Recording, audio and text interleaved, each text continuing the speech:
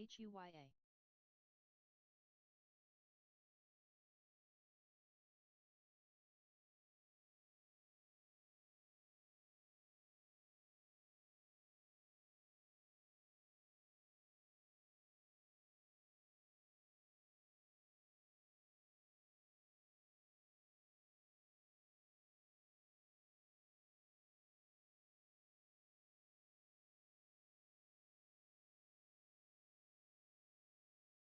FCX.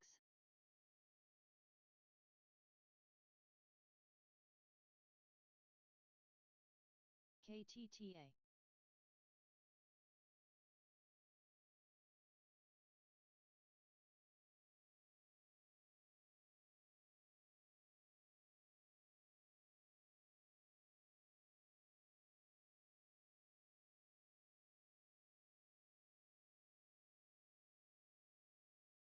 MU.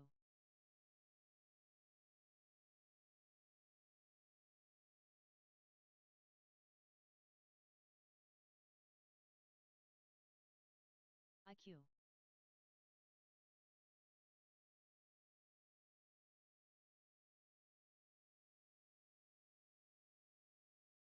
Good morning. Good morning.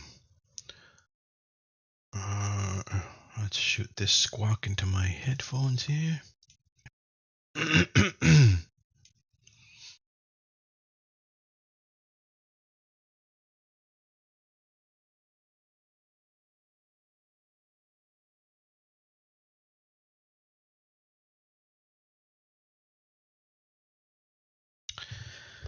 And in 5 minutes, I've got to start up the Twitter stream, so don't let me forget that, you guys.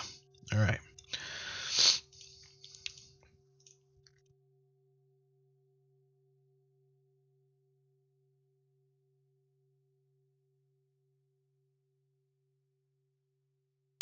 As far as opportunities this morning, yeah,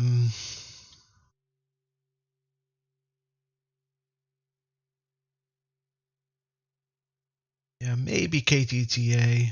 I'm not too impressed, but yeah, maybe KTTA.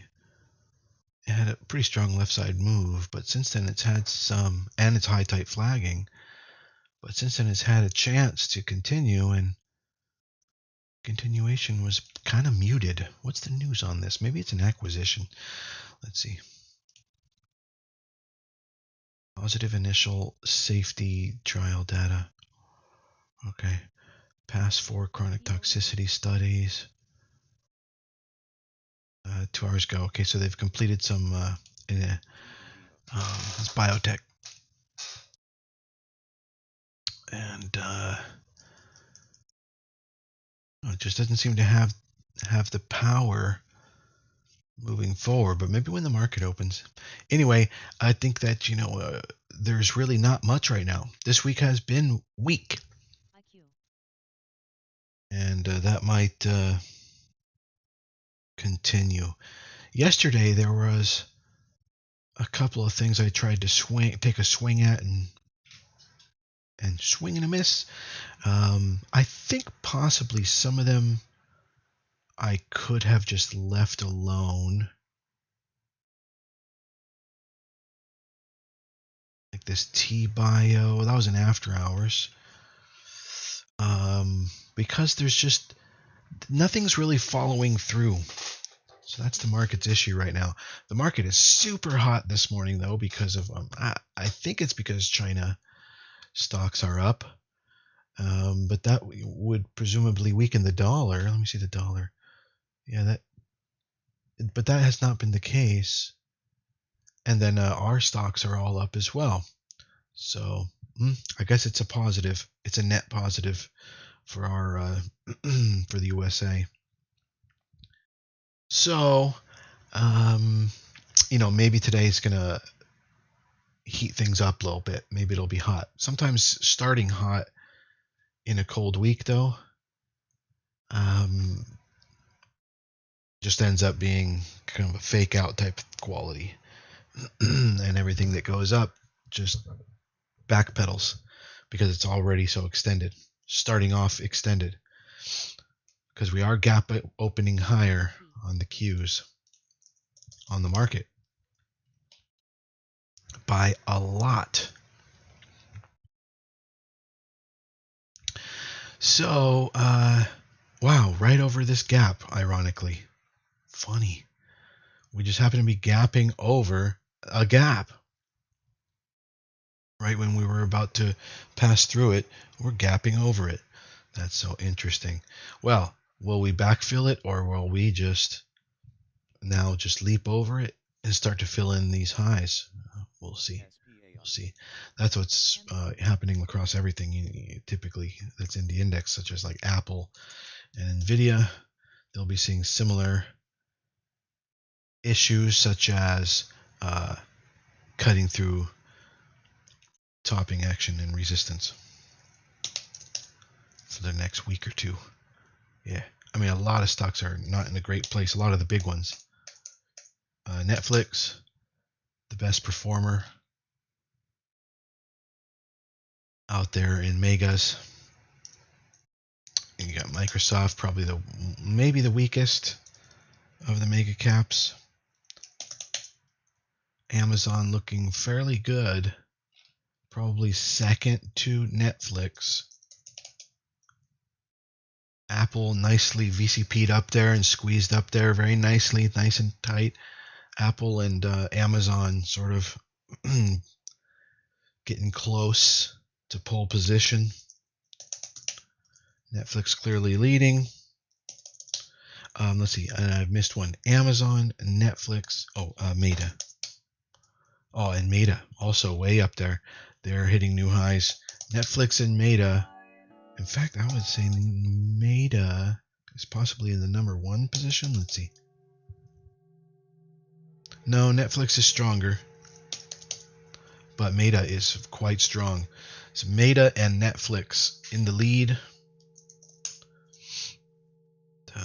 Apple, Amazon right behind. Microsoft hasn't really shown strength yet, but presumably it'll catch up and is quite behind. And the other one, Nvidia. And same problem with Nvidia. I'd say Nvidia is a little bit higher than Microsoft, but it's probably in second to last place. So it goes Netflix, Meta, and then Apple and Amazon. Whatever that last one I just said was, and then Nvidia. Yeah. As far as the strength of these things out there. Well, all right. So we are watching KTTA. From yesterday, LSPD. From yesterday, NCNA. From yesterday, TNON. Looks like it's failing out. I'm going to go ahead and clear that out. There's TNON up here. TNON's not even on my upper chart up there. T-Bio had no follow through. Had 1, 2, 3, 4, 5, 6, 7, 8 chances to get up off of this $5 level, and it just won't do it. Probably has a buyout at $5. Perhaps that's what's going on. I don't know. I haven't even looked into it. And then RNAS continuation. FAS is improving incrementally. Couldn't quite finish that improvement phase up yesterday. And today maybe it will. FAS. And so that's everything on the radar. I've got 2 open slots there. And I'm just watching and listening in the squawk as well for anything else happening. GP, OFIN, Duo and Yin. Duo is looking interesting also, but it's not really up that much. And then, of course, China stocks are up. So Yin is the 3X ETF for China stocks if you want to mess around with that. Oh, that's cool. I can make things go away if I want. Zoom. So, good morning to you. Today's going to be a fairly boring day. Let's see, however, I do believe we have something from the Fed coming early in the morning here. Let me see. We got the GDP final numbers in, and they were exactly as expected. 3%, which is a great GDP number. That's just outstanding. That beats inflation. And then, yeah, the Fed is going to start speaking at 9:20 a.m. I mean, J-Pow is. There's a lot of different Feds speaking all day. We've got home sales at 10. But mainly we have J-Pow starting to speak 10 minutes before the market opened, starting in about 15 minutes from now. So let me write that over here. J-Pow starts speaking 10 minutes prior to market open at 9:20 a.m. His rhetoric could move the market. I mean, I can pretty much say that it will. Which way? Who knows? Sometimes his rhetoric, could move the market sideways. Can move it down, move it up. So even when it looks like it didn't move anything, it actually did. Like, let's say it goes sideways. That could have been because of him. Tomorrow we have PCE, Personal Spending Index, and information coming Friday morning. So with this GDP number out of the way this morning and it looking good and no surprises, the market is pretty much free to run. So we should probably see at least rotation into growth, if not the Q's actually going green today. And then same thing tomorrow. I don't think personal spending is going to impact GDP and J-Pow information today and what's happening with China. Oh, shoot. I forgot to go live on Twitter. I got to do that right now before it expires the stream. 26. Okay. Let's go.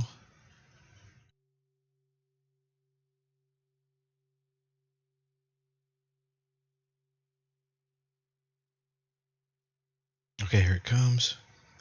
All right.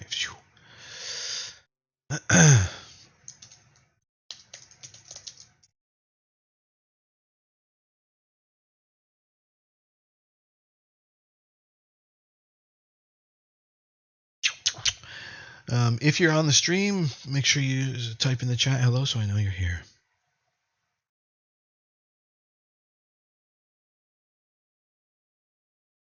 Wow, what? ByteDance, TikTok. What? It has asked TSM for $2 billion in GPUs. What? That's amazing. Oh my goodness. It's amazing to think that TikTok is a bigger company than Nvidia, and that TikTok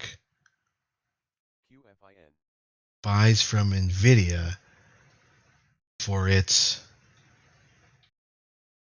products and services. When you think about that, that's nuts. That's crazy. If TikTok was on the stock market, wow. Maybe it is in the Chinese stock market. I don't know. I haven't even looked. What happens if I type ByteDance over here? No, nothing. And this has all the stocks. Typically, TradingView has all the stocks worldwide. But I suppose it's probably private. It's probably a private company. Definitely is as far as the U.S. stock exchange. I'm talking about in China or wherever it is. I don't know. They always say it's not a Chinese company. Maybe it's Singapore. I don't know. Anyway, it's private. So this morning was rather muted. J-Powell will be speaking in 13 minutes. The market could start moving around depending on what he's saying. And anyway, small caps don't really depend on that. Just small caps have been just fairly light and dead lately. This week. Predominantly. I'm looking at everything on my scan lists here and listening to the squawk and not really seeing anything that we care about. T-Bio is the one that's up the most, and then KTTA behind all that. Not in love with the way KTTA is moving, though.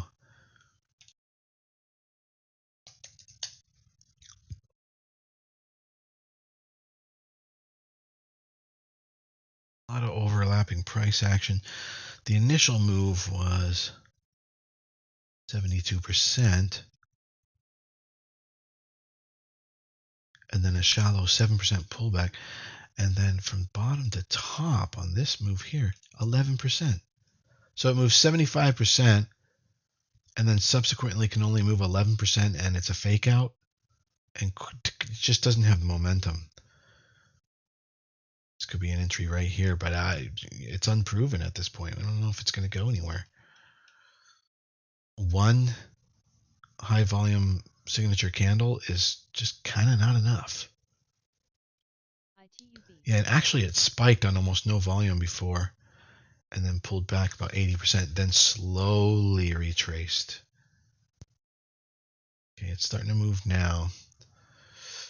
Let's hope it puts in some kind of a decent left side before the market open so we can do something with it. But that's about it right now. It's moving around. We got into some put credit spreads yesterday. That was VRT, Nvidia, Avgo, and I think Apple, or the other day. I'm still in GitLab and Carvana and Netflix. Oh, I got into Netflix again yesterday. That's what it was. So, and some of the other ones like Amazon and all those, they're not quite providing the return, the ROI on the delta. So, as far as put credit spreads go, those are pretty much the good ones right now. It's a good time to be in them with the market firming up like it is. But all right, so we've got 19 minutes till the market opens.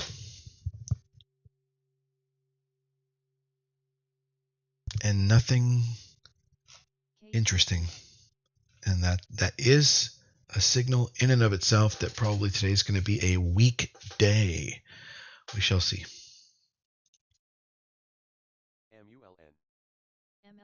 Excuse me. See, this is what I've talked about. I mean, it moves 75%, but then, and then slowly refills after pulling back 80%. And then when it finally breaks out, it can't quite push enough. Total move, to say nothing of the fact that it just only pushed up a little bit higher, was only 8%. There's just no power, no momentum, no follow through on this KTTA. But it's moving now, and what do we got here? This is from tip to tip, showing me 9-10%. That's just not worth it.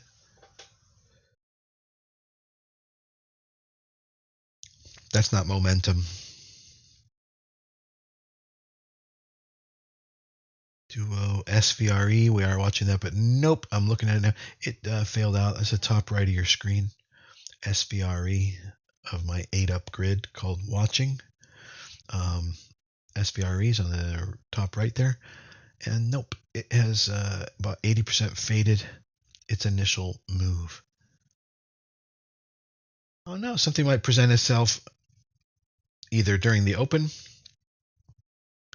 or in midday.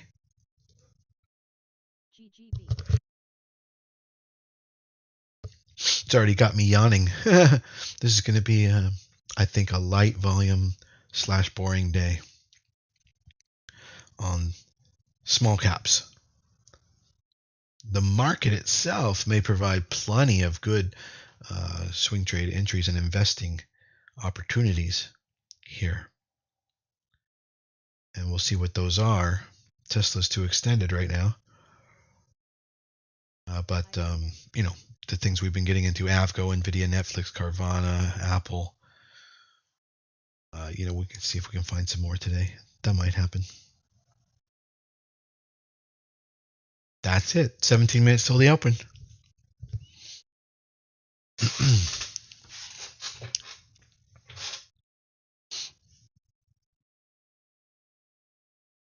I better turn on this light or I'm going to fall asleep.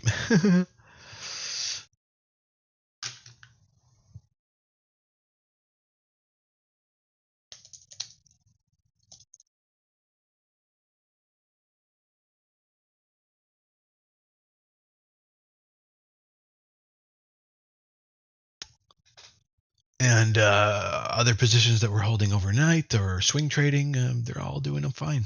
I've cut everything that isn't, and still holding what is, and looking good.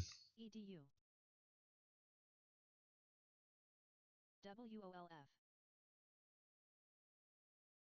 WOLF. WOLF? I think it's ULF, right? Oh, really? OLF. That's that's a different one. Speed. SPAI. All right, now nothing much happening there. MU.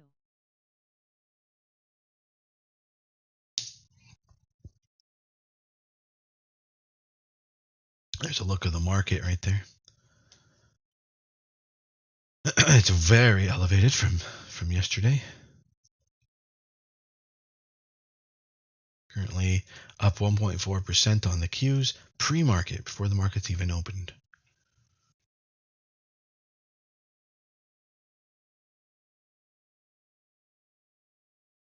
Let's take a look at a couple of things that might be in pole position.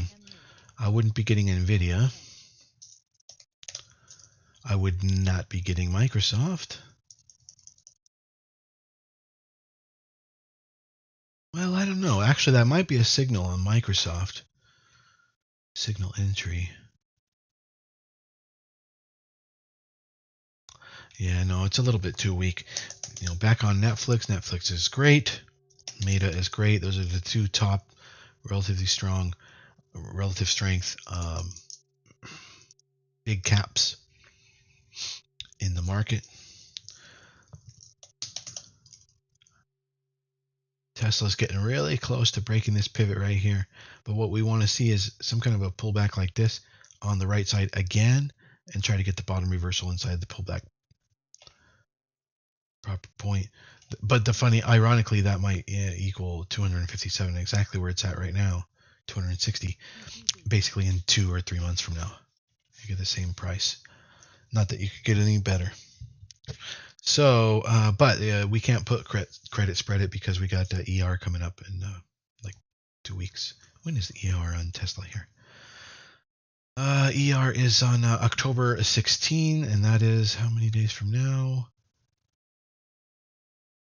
20 days. Actually, that does provide kind of enough runway for a put credit spread. Just barely, because you want about 3 weeks like that. 25 days.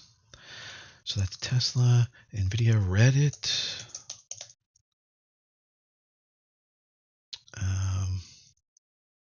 Bingo, these are things that are on my high growth list. App, I've made several trades on that, put credit spread trades on that one. But wow, it is really flying. App and VRT, was it VST? Yeah, VST and App are probably some of the strongest relative strength stocks I believe it's mid caps. Yeah, maybe even, yeah, mid caps. App, and what's well, I need to double check the market cap on App. Yeah, about the same, 40 billion. Okay, JPal's about to speak in about 3 minutes, so we'll see if that moves the market at all. But basically what I was just doing just now was I was trying to see if anything's teed up and looks like VCP perfection, like over here. And no, not really. We have 12 minutes till the market opens.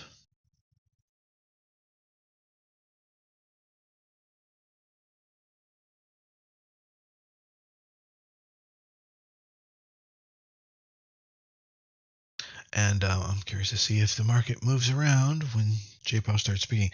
And I don't know if that's a publicly accessible thing. Let's see.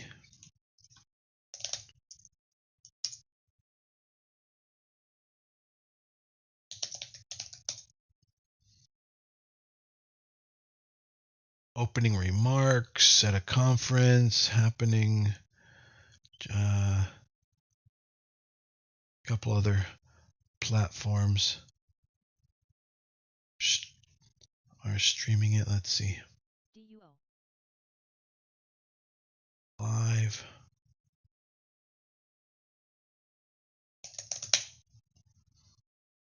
Whatever it is, I don't think it's being streamed anywhere.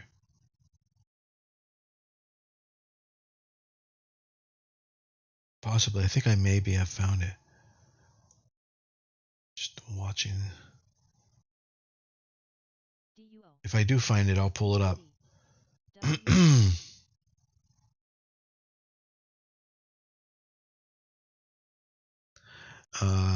Okay. I don't think we're able to see that. We'll just have to get secondhand reports. But that's in just 1 second there. Good morning, Ben. There's nothing super hot today. Maybe KTTA. So look at that. And it's not even that good. APLD.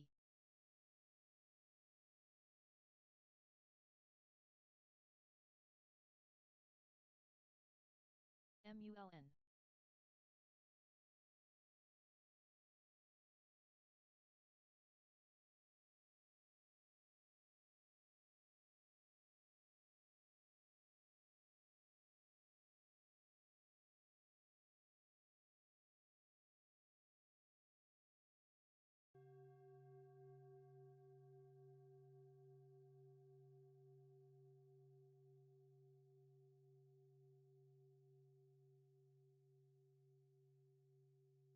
I guess when I'm not trading, I could probably put a news feed,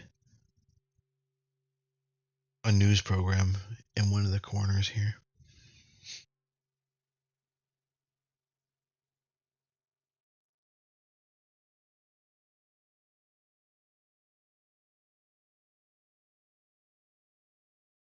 Yeah, I don't think we'll just have to watch the market for a reaction. I don't think we're getting any Jerome Powell live video. So I'll be watching streams though. Fed's Powell does not discuss monetary policy or economic outlook in brief opening remarks to New York Fed conference. Okay, he already spoke. I guess it was very brief.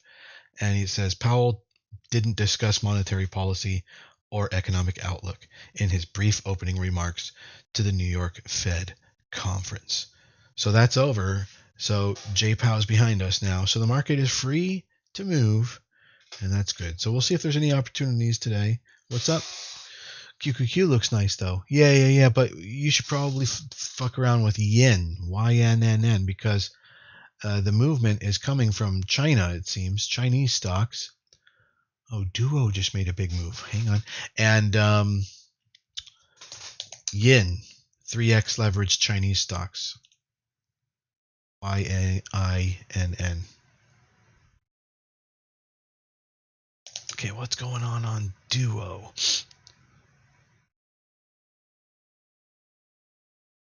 See how it had this one bar and then sideways. We need to see more than one bar. Like if we're going to get into something that's going to just be a big whopper on the day, we can't just catch single moves like that. You can, I mean, you have to be a different kind of trader, a high frequency trading scalper, but we need a stock that's so hot that it just is just going up all day, or even the first half of the day, or even the last half of the day, but it's got to go up for a while. So, and we can only detect that reliably from multiple 5-minute candles. They don't have to be back to back. There can be a little red doji in the middle or whatever, but we need a lightning bolt that lasts more than a few minutes. But so Duo is in process right now, possibly doing that. Let's see, KTTA is just a little slow. Here's what yen looks like. Yeah, it's pulling back before they open. Yen is a ETF that's 3x leveraged, tradable for the Chinese market. Yen. But what we're interested in mainly is either grabbing PCS swing trades on solid stocks, which could happen today. That could be what today's all about. Or a small capping. A small capping would be the best. Let me see if I can. I'm going to go paste that to the group. There we go.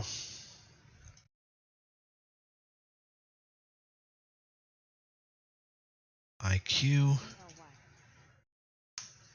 So now Duo's pulling back more than 50% off of the push it made. Do you see? This is exactly why you can't get fish hooked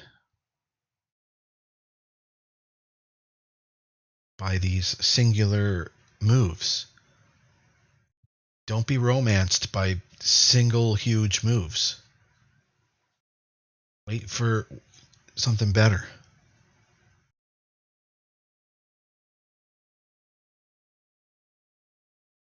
Or you're going to wake up in the morning with the wrong chick.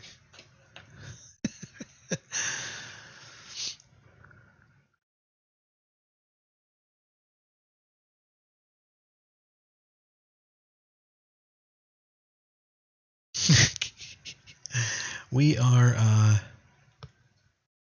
watching it all here. And I really do believe that we're not really seeing anything interesting. If you know of something that I don't know of and it's moving, let me know. But I don't really super care if it's something that's not up over 25%. Because our ideal is anything that's up 80, 90, 100% or plus. I mean, the ideal is 400%. We're not getting any of that stuff. This week has been kind of cold like that, cold and weak. And I'm going to let that tell me not to trade, just to wait. I'm going to let something suck me in, and I'm not going to let it lure me in. I'm going to let it have to overwhelmingly change my perspective on the day. And only thing right now that possibly could do that is Duo, and even that had such a huge retrace right after it put in its first push that I don't think it's going to happen.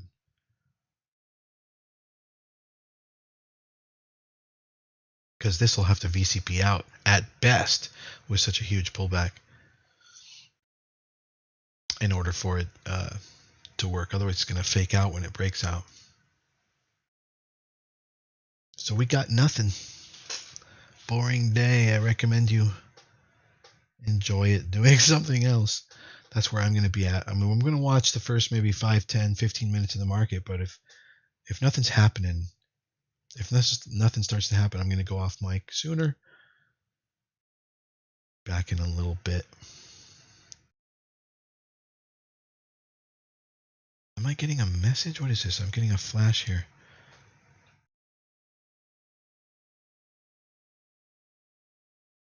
Okay.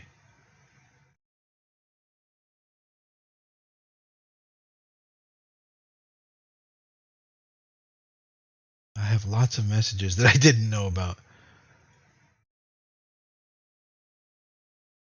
All kinds of good unread messages here. I'll have to go through there. Okay. Some other time.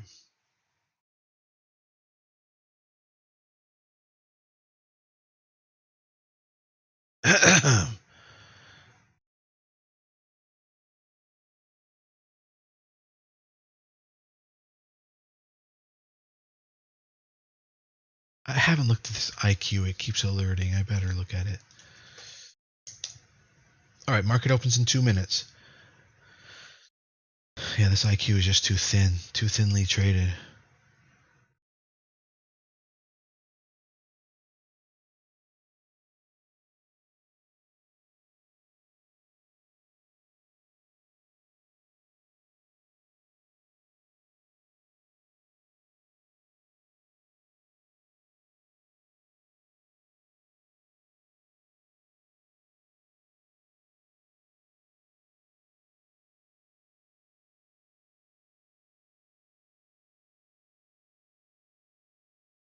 Bili, Bili, Chinese stock. Also, there'd be JD, and then of course just the whole Chinese sector.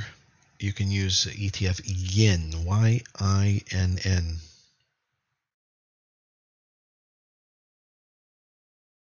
And EDU, that's another Chinese stock. So Chinese stocks are up this morning, and maybe are going to follow through. So you might make between 2 and 8%. I'm looking for bigger moves than that. But enjoy, knock yourself out. But with the 3x leverage, I don't know, maybe you can do okay. 5, 10, 15%.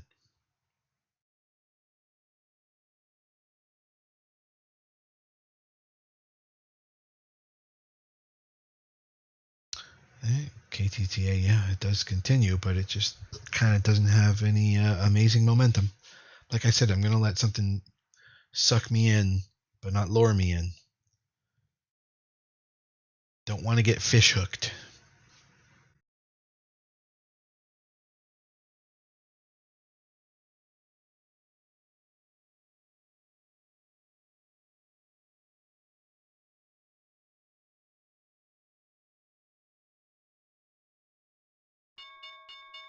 Okay, market is open. IQ moving pretty strongly. And then KTTA, I'm interested in seeing what happens there. So IQ and KTTA making some decent move here. And let's see if anything comes out of the OTC.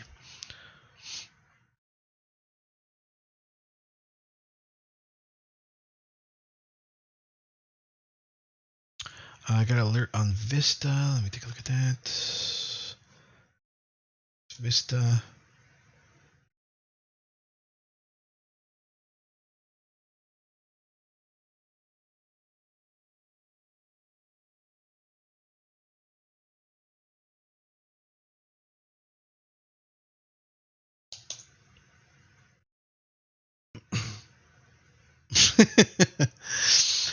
It's just going down the list. Already, that's a bad sign on IQ. That's almost a 50% pullback on momentum. That's too much pullback. You don't want that kind of trade. You want 10% pullback, 20% pullback. A high tight flag. You want strength that can continue.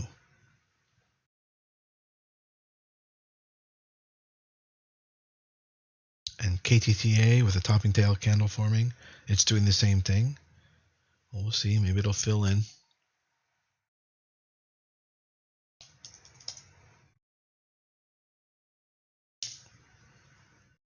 FUL, Lucy. That's funny. All right, there it goes. The market is breaking down.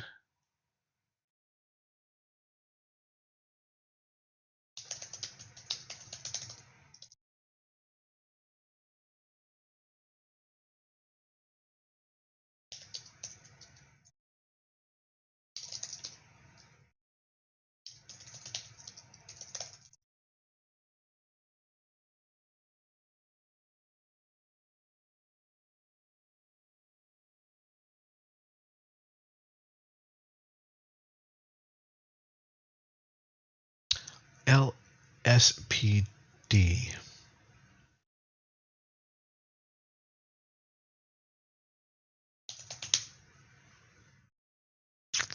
Just not enough volume. KTTA. Yeah, that's just too much pullback. Enough follow through. And the other one was TAL, by the way. That's up 34% in a Chinese stock. That's pretty good. That's quite the move.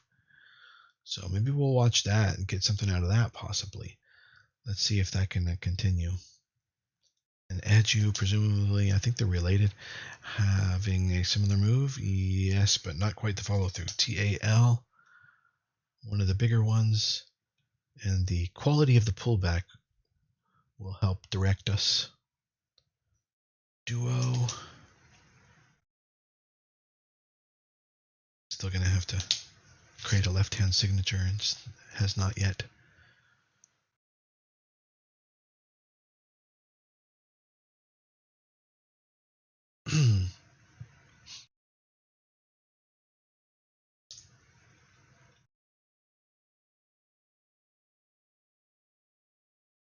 Yeah, SVRE is totally out of play.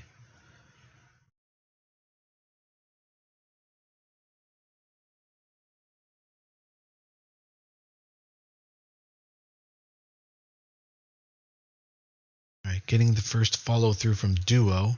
I don't expect much, possibly a fake out. Because of this huge pullback, which indicates strong selling interests, lots of supply up high. Love to be proven wrong, though. Love to see something work out and follow through today. Tal just keeps going. So it's acting quite strong. We're looking for a 5-minute signature, which is at least 2 back-to-back 5-minute excellently strong candles.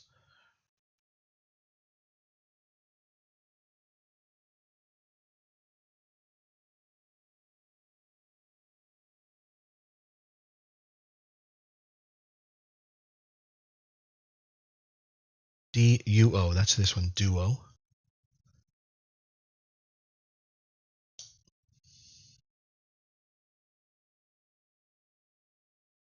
I don't think this is going to sustain for 5 minutes on Duo. Let's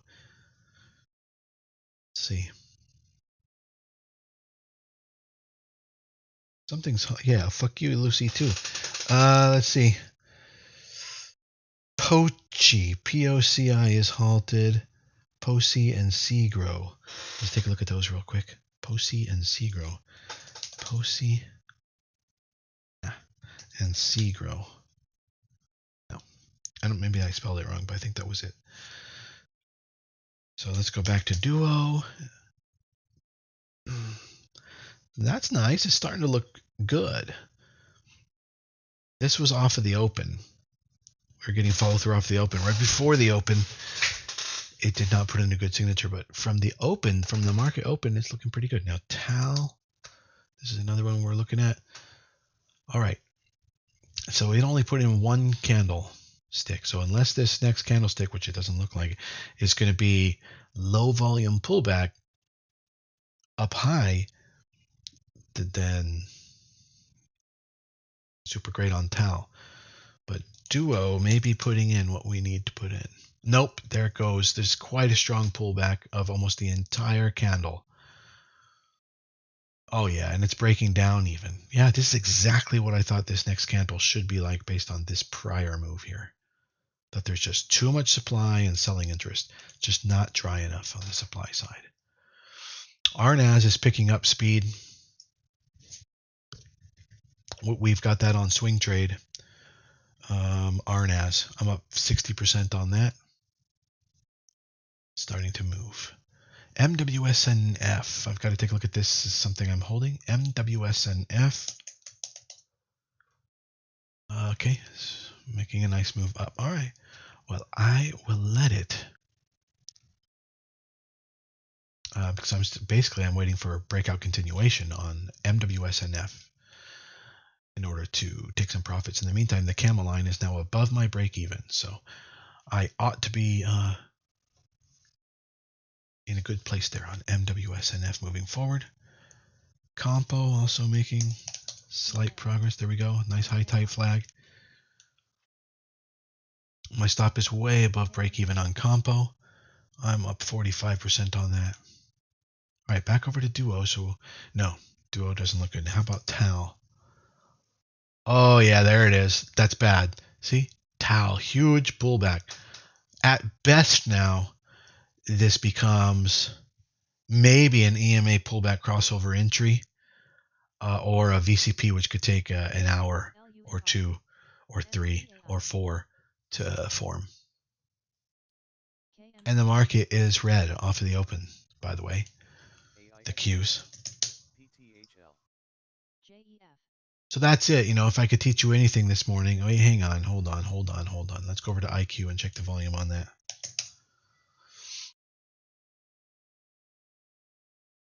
Shares, that's okay. All right, maybe IQ. Maybe we've got something with IQ. Let's see what IQ does. And how much is it up on the day? It's only up 20%. Never mind. We don't go after such small moves. So, T-Bio with a quick reclaim. T-Bio. TBIO. Did you hear it? On the squawk? I noticed it before the squawk said. SPAI. That's a quick reclaim of the open. That could be a signal for an entry if you're really desperate and looking for something. However, this T-Bio just doesn't want to go above 5. And if anything, this looks like a short to me. Short down to $2. Let's see if I can get into short entry. See if I can get some short shares.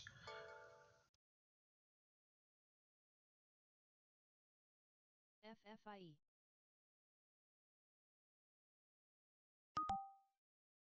There are no sufficient shares available. All right, well, I tried, guys. I tried for you.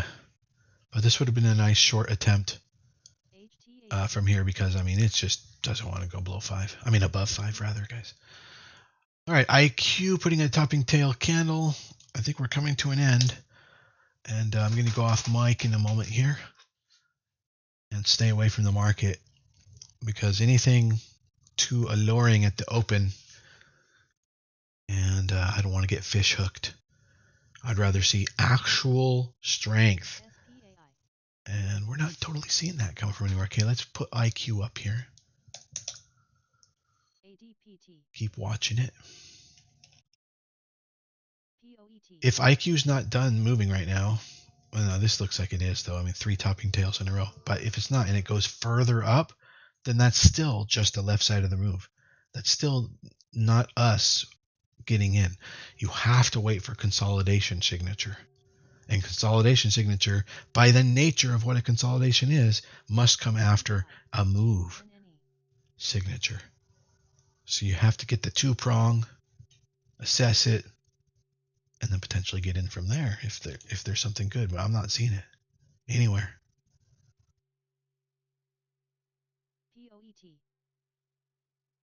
This topping tail on duo is not super encouraging, but if the volume on pullback can be low on this pullback it's doing right now, let's see what the projected volume is.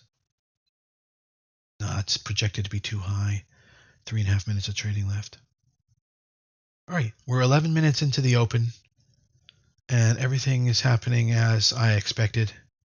I will watch from afar. I'll be back if something good happens. It's still going to take 15, 20 minutes to get some kind of a signature going. See, IQ's moving. That's still going to take 10 more minutes. So I'll be back in like 10, 15 minutes, and we'll see what's shaking.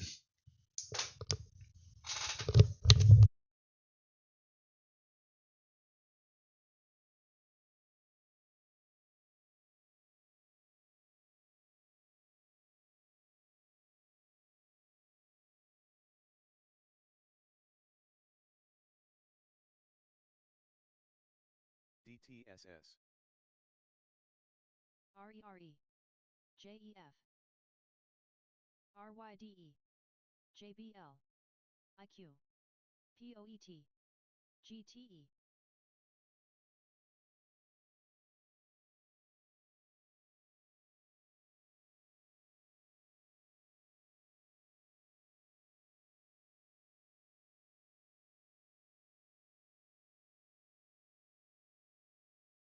ARQT. ENGN halted. ENGN will resume at 9 hours 45 minutes and 59 seconds.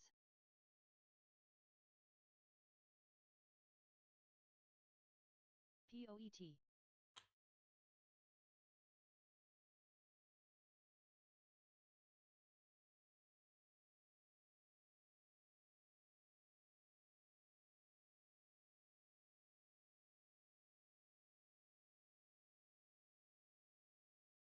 ARQT.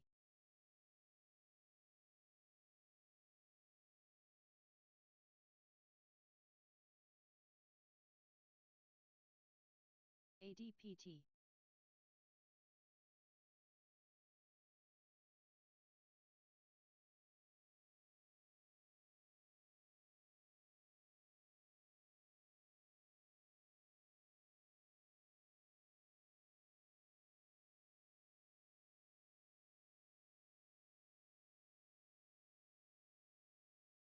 DUO.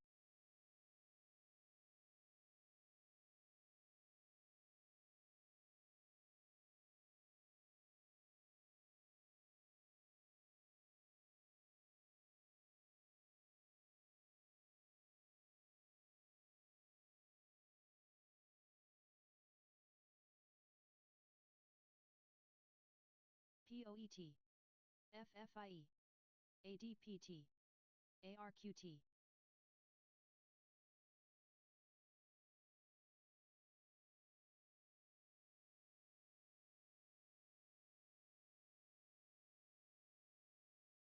DUO.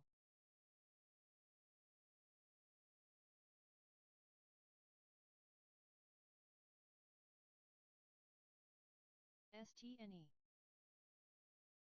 FFIE. ADPT.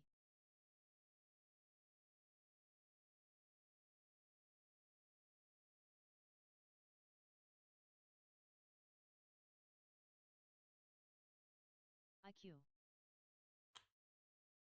DUO.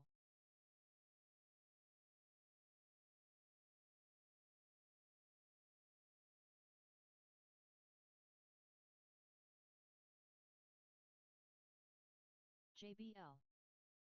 ARQT.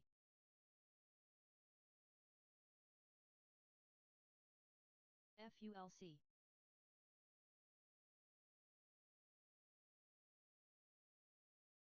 IQ.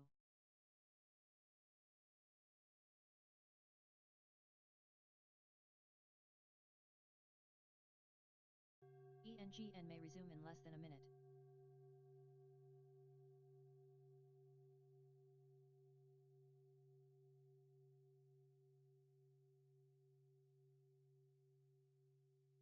FFIE.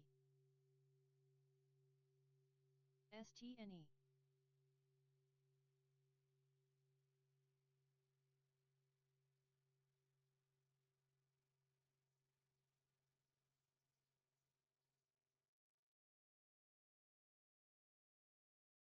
PRTG.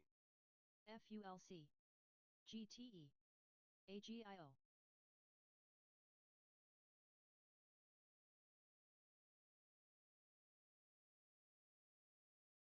ARMK.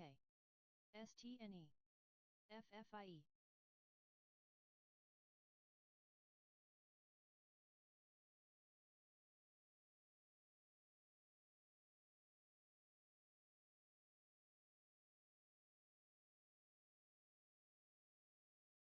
DTSS halted.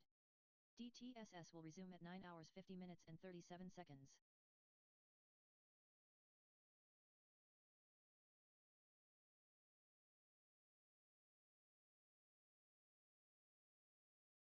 FFIE.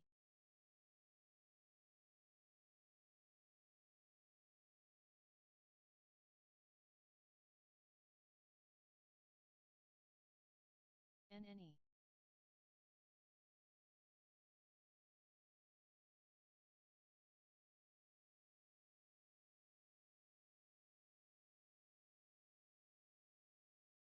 CPOP.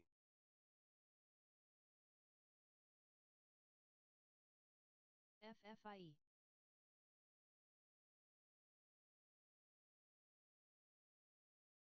IQ. KMX.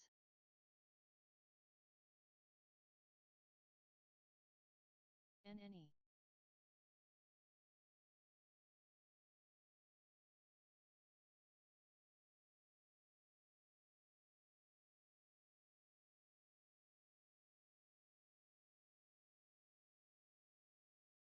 FFIE.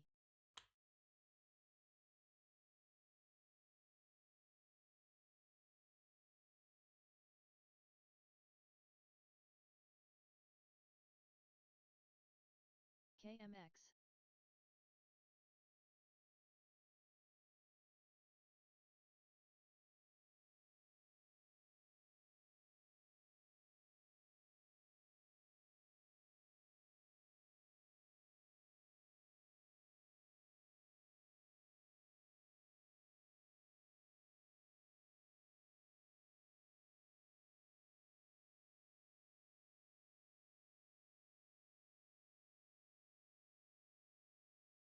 KMX.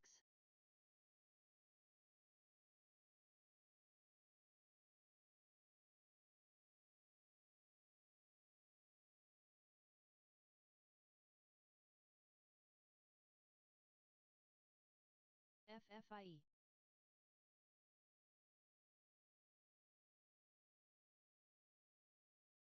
VSME. SELX.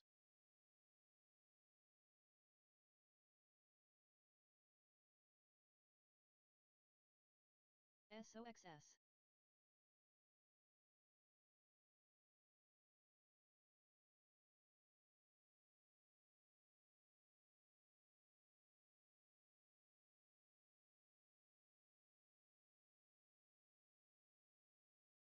KMX.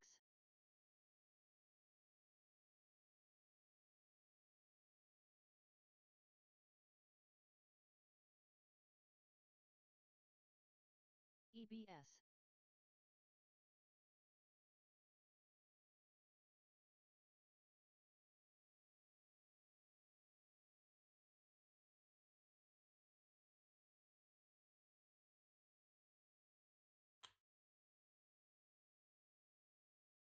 KMX.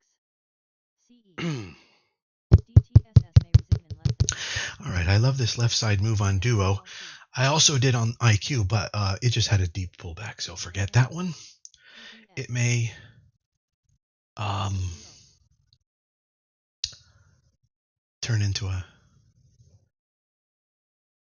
EMA reclaim or a VCP on IQ. But over here on Duo, we've got something interesting. We have 4 candles of green follow through, and that's useful. And they're all on good volume. And probably if we slice it in the 4-minute,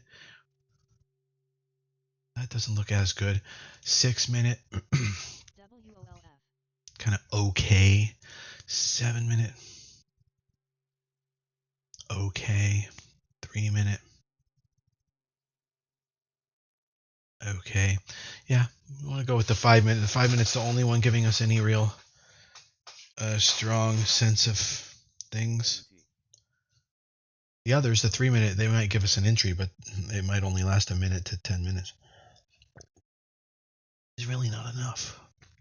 All right, so we're getting some pullback, and it's projected to be strong. Yen is up 20%. Duo, there's IQ. I noticed T-Bio failed out. I don't have any of that, do I? No, I do not. Okay.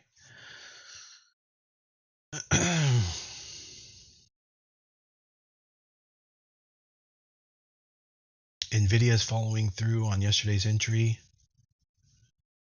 Credit spread entry.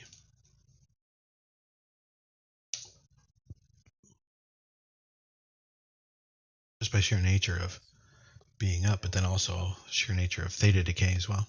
HTCR.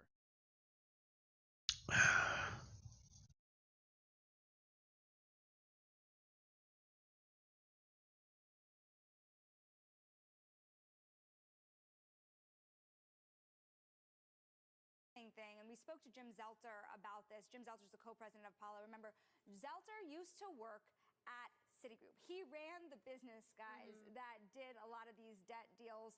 This was a business where the banks and the private credit firms and a fierce rivalry until, say, last year. You saw Wells Fargo do a deal with Centerbridge. You saw JP Morgan try to start their own venture of sorts. You have Goldman raising money in their private asset management arm. And now you're seeing a landmark deal. You have Apollo and Citigroup really striking one of the largest deals, maybe the largest deal as we know it in this world. So something I've been wondering, and obviously $25 billion, that's huge. And Chanel, you can mention you broke the story. Exactly. Well, it's what PSUS wanted to be. We'll see if that does come to the public markets. But I'm wondering how much of this private credit enthusiasm that we've seen is a higher rate phenomenon. There was a really interesting sort of sign of the times story on the terminal the other week that Algius actually refinanced. Algiist? What's an algiist? Is that someone who believes in algae? Basically, they saved about $75 million in interest by doing that. So as rates come down, I mean, does some of the steam come out of the private credit market? It's a really good question, and we've been seeing that all year. It's been certainly already happening because you see so much demand in the broadly syndicated market. You are seeing companies really go to public markets at a pretty low rate. So yes, that push-pull is very real. For the sake of Citigroup, right? You have Citigroup here as the #2 underwriter on investment-grade deals, so massive debt underwriter here. But in high yield, in leverage finance, they have dropped out of the top 5 more recently. And the hope is working with Apollo here will help them push back into that top 5 and work with those kind of riskier companies and private equity buyouts as they come. But wait a second. So they're not doing well in high yield, and they don't have a strong enough private credit arm to do it. I'm loving this duo initial left side move. Can't wait for a consolidation. And I hope that consolidation isn't a full crap out. So Apollo keeps saying, hey, Citigroup has 1,700 employees that work on these types of deals. That's corporate and commercial bankers that scour the globe here to make this done. This is North America, but they could here expand this globally as well. $5 billion, guys, is expected in the first year. Remember, $5 billion is what we've reported that Apollo could be investing with Intel alone. Right. So you can get there pretty quick. Sorry, I have to correct that. 200, at least according to the terminal from June, 238,000 employees at Citi. Appreciate that correction. It is noted. Fascinating story, of course. A lot of money that we're talking about when it comes to that Citi Apollo venture for private credit. Meanwhile, let's take a check on the public markets right now. About, I don't know, a few minutes until the bells ring. You can see we are looking at a big, so this is not live. It was live. All right, let's go live. Facebook is going to lose $18 billion on reality. So Duo is halted now. That's excellent. Called out Meta AI having 500 million active users. Now, where that's coming from, a lot of that is coming from... These are the Orion glasses, by the way. We're showing the picture. These are the ones that won't be available for years. They've already been working on them for a decade, and they're going to cost more than a laptop. These are a complete smartphone substitute. What we're talking about is Ray-Ban glasses, which you can use AI with, their own AI. We think that's a big advantage. I don't think that's going to catch on. Oh, God, that doesn't look fun to wear. Well, maybe if they can make them stylish in different colors, just like an iWatch. Maybe. So you'll go from losing ETAL, completely retraced LSPD, and all these things are falling off. KTTA. I told you. But this Duo looks very strong, and would have been nice to be able to get in on it. However, the only time in which it really allowed us was right here, and it hadn't proven itself yet. Now it's proved itself, but it really went, and that's just the way it goes sometimes.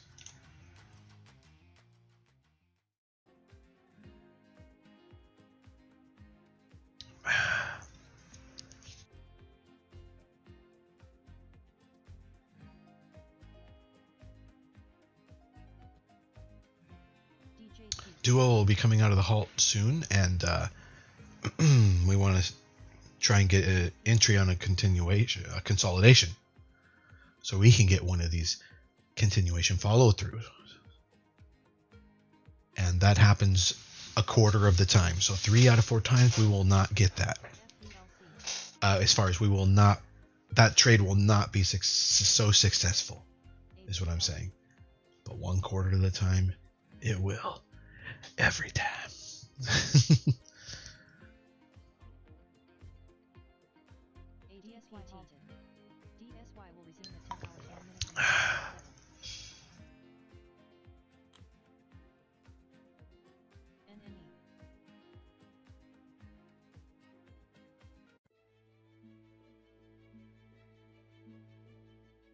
Saturday mornings, I understand you have off. Yeah, Saturday is always a day where I power down, so I run at a relative high pace throughout the week, try to wrap things up, and Saturday is a quiet day for me in terms of work, and I start typically by playing tennis with my wife. We go for a swim all year round. After that, have a nice lunch, and then I'm onto a good trajectory for the weekend. And then Sunday, I try to prepare for the coming MNSO. weeks. But through a weekend, I would send either no emails or very few emails. Because I want to drive the culture where FULC. all get F you, Lucy. spend the weekend as they fancy. I think what we do is so difficult, and we take so much creative thinking to succeed. It'd be funny if FULC was actually a good stock to look at. I probably should be looking at it, shouldn't I? Let's put it in place of, let's take a look at it and see what's going on with it over in place of WVE. FULC. Yeah, actually. But it's not up huge on the day, but that is a nice left side signature. So actually, yeah, that is something to look at. APLD. As we spend some time here on the broader presidential race. Let's focus in on European politics. DJTWW.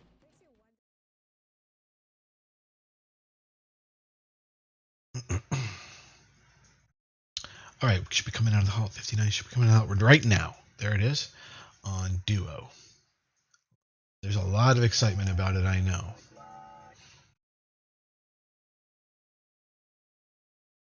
APLD. That's a kind of cheatable entry right there. Looking back, but that was like because of the halt. It had 3 seconds on a 5-minute candle because of the halt. Anyway, we want to look for consolidation.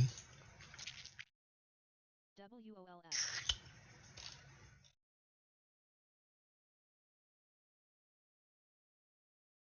CNEY. EBS. APLD.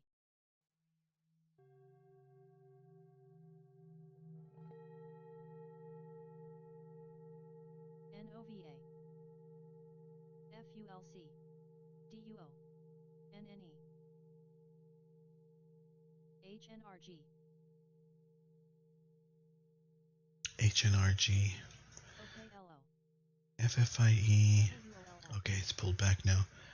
All right, Duo. We're super interested in this. We just got to look for consolidation.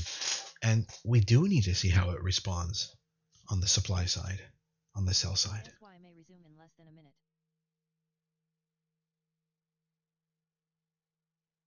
BIBI. POLA. SEDG.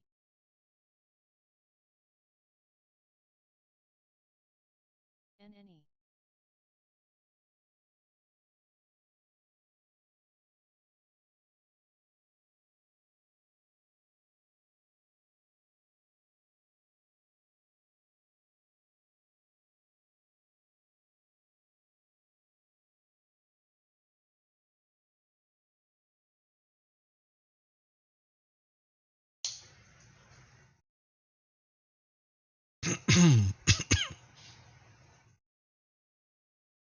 APLD.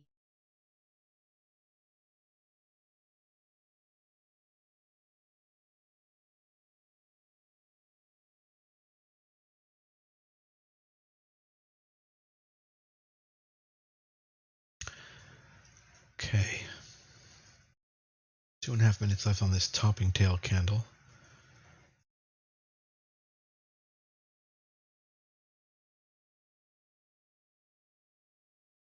No other time frame gets rid of the fact that that's a topping tail candle. So we will need one more candle probably for consolidation signature. FULC. On Duo. In the meantime, what was the other one? Bulk. Okay, yeah, it's continuing, and is not has not put in its pullback yet.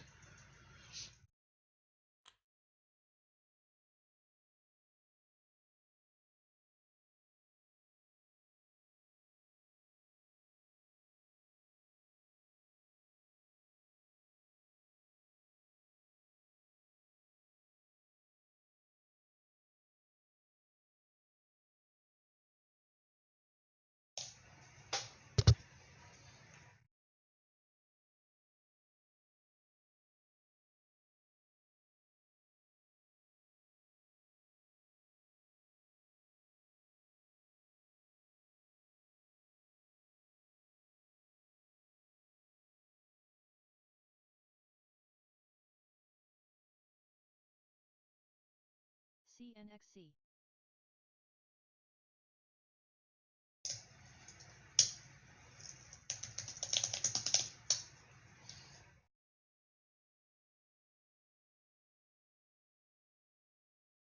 BTDR.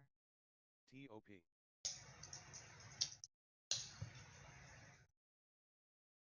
That's true too. Yeah, there's a lot of ways to.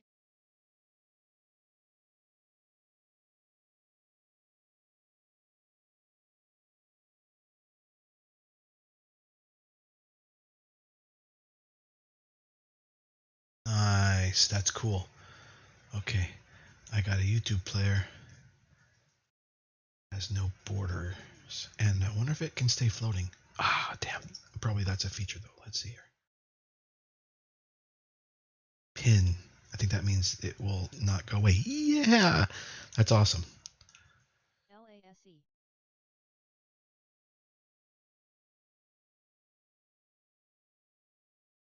Cool. I love having like a little news thing in the corner like that.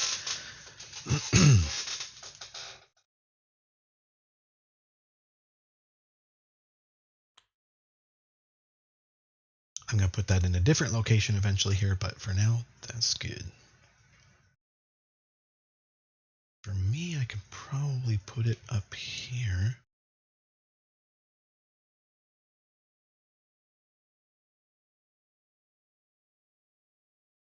LASE. Then import that as a window into the stream. Let's see.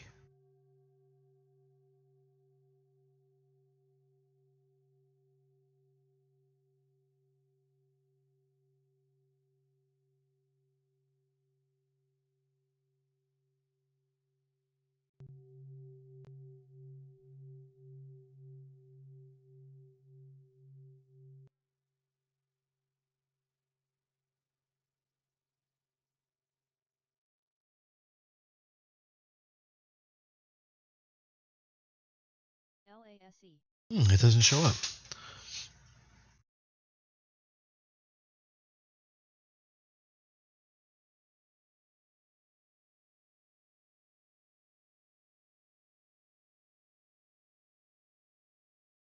It was called Easy Streaming, and it is definitely live. ATXG. You can't find that? That's so strange. Window capture. Oh, application capture. That could work.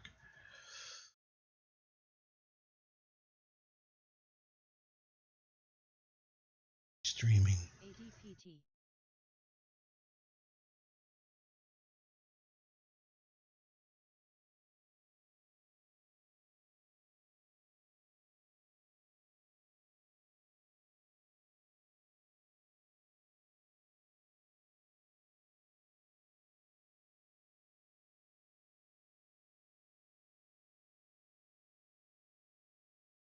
LASE. ROMA. ADPT.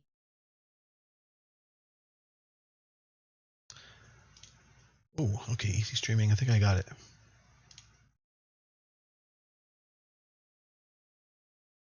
Do have it, but it's not working.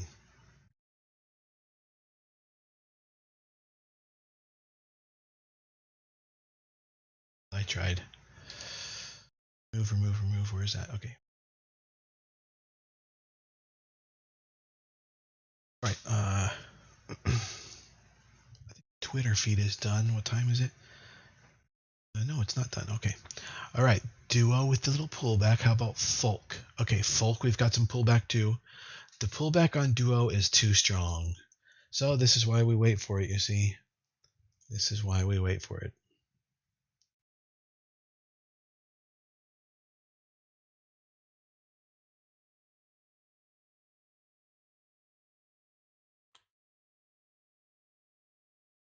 So anyway, I'll put this window back over here. Potentially smaller.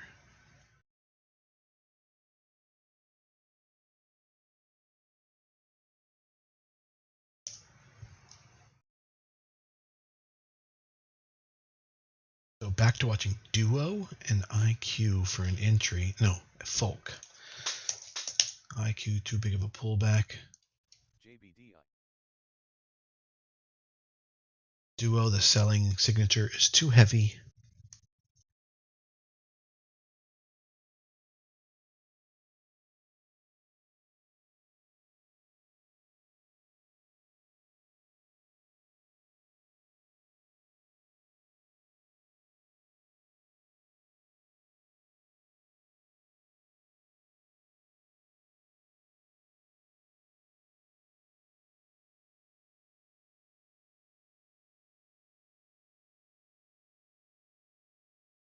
ADPT.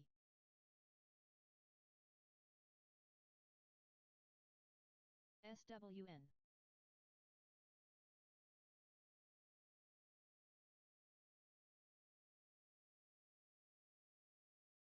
POET. CLSK.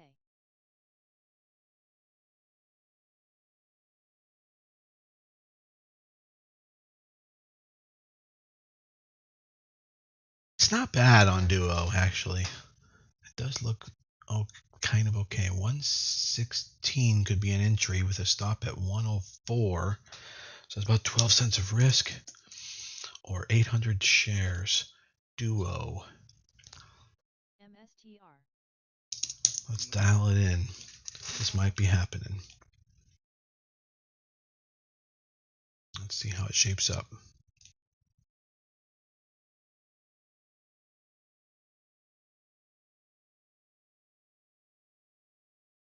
$1.15 rather. Basically stop at $1, but $1.04. About 10 cents a risk. That's almost 1,000 shares. So I'll go with 900. We got 4 minutes left on this candle on Duo, and the entry's at 115. Cheat entry.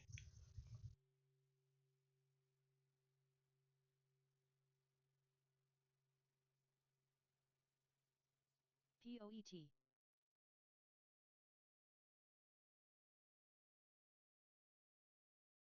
I've got it in as a buy. Stop, trigger, entry. Now, how's Folk doing? Okay. Not terrible. It is also pulling back with some decent signature. I have a buy stop order input there on Duo at 116. Can you make a buy stop limit order? No. From the active ladder. Oh, wait a minute. Whoa, hang on. Oh, that was buy limit. How did I make it go buy limit? How did I do? All right. 25 years using this app.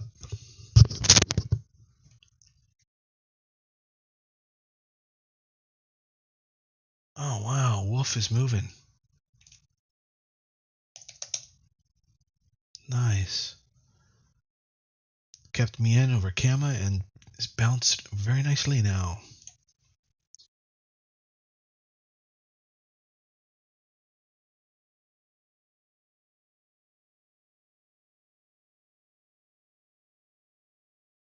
Kind of heavy selling. Duo. Bulk is looking the same. Kind of heavy selling. KTTA, you've got to stay away from that one. I mean, the wicks are all over the place. The wicking action like that is very bad. Just think of it like cactus pricklies. And just remember, stay away. Stay away from pokey stocks. My next take profit on RNAS, should it hit, is 79 cents. RNAS looking strong-ish. For some continuation in our swing trade on RNAS. And it looks like Duo is going to push down, and that makes me less interested now.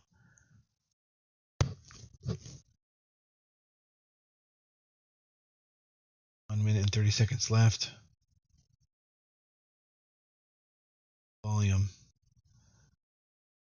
I will need it to break over something like this level, 118.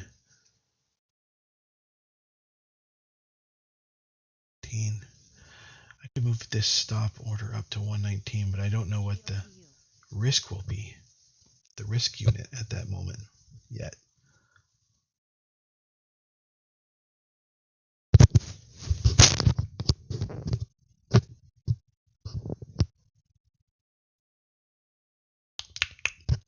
That's cleaner. There we go.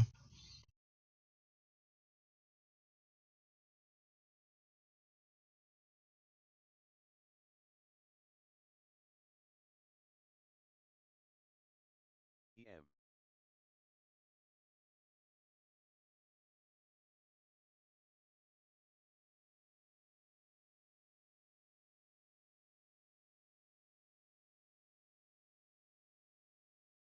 GOTU.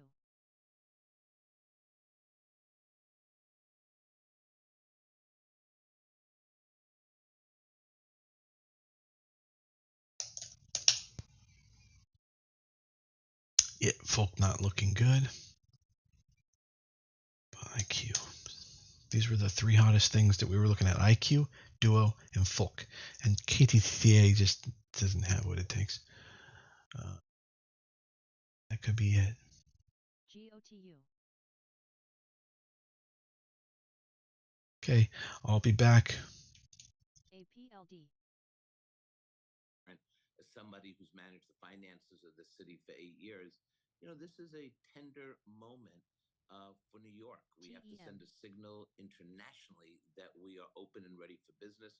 We cannot play the political game back and forth. We need strong leadership now. We need leadership in finance. We need leadership to actually get things done. Look, I love this city. This is a sad day for me, but I've seen corruption scandals over the years. I've fought corruption my entire life, and it's a very sad moment at this point that we have to be going through this. So there's a couple of things to unpack to that with me. So as a parent of a child in public school, I totally hear you on that.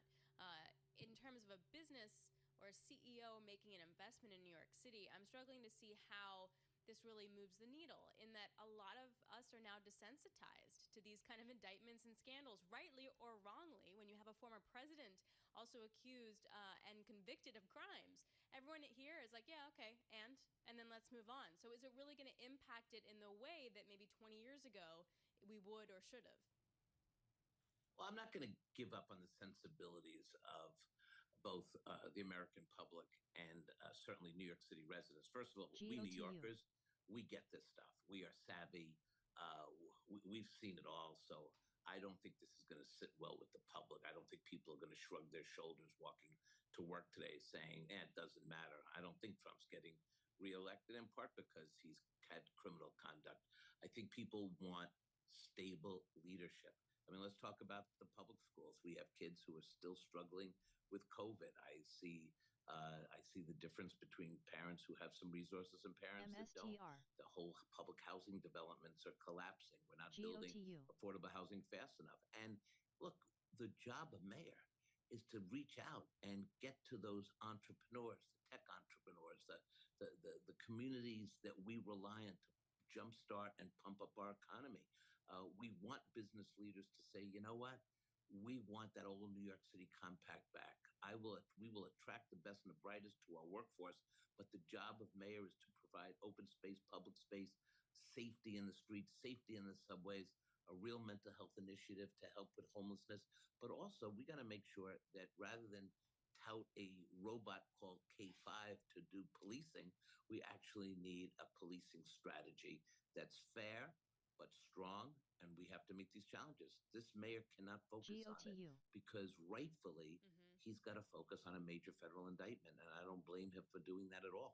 All right, Scott, we appreciate it. Thank you very much for that insight. Scott Stringer, former New York City comptroller, joining us there. Again, we will keep you updated on any headlines as they cross, but New York City Mayor Eric Adams indicted after federal corruption probe. He has already said that he's been facing these lies for months, and some Democrats, as you just heard, also urging him to resign as he is seeking re-election next year.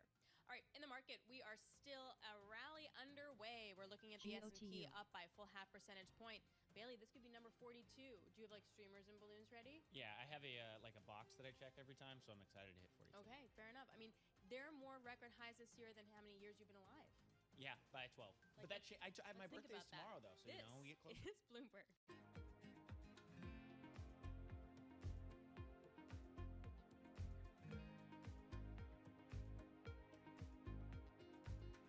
COIN MSTR GOTU MARA.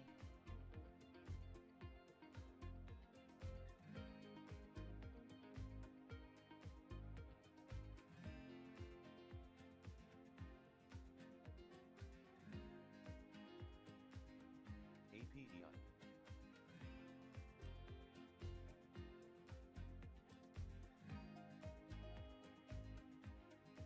MSTR. COIN.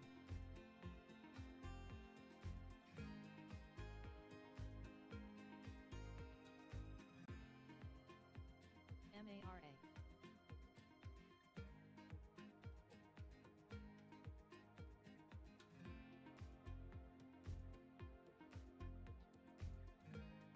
DUO.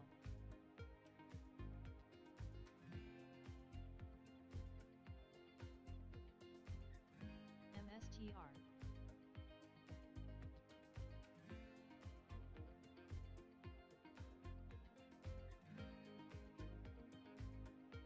MARA.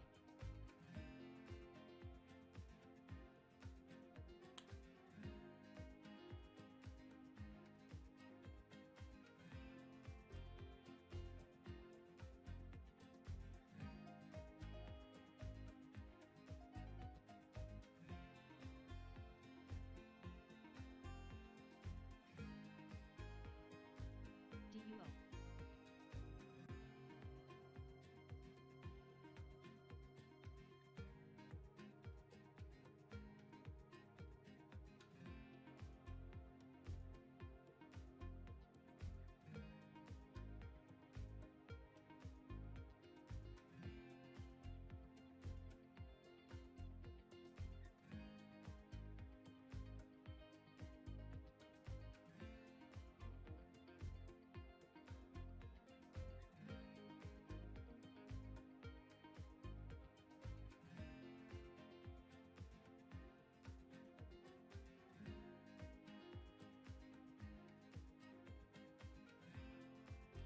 KTTA.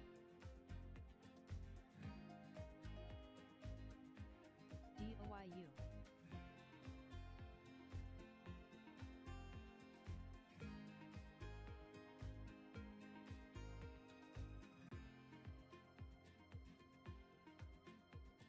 GOTU.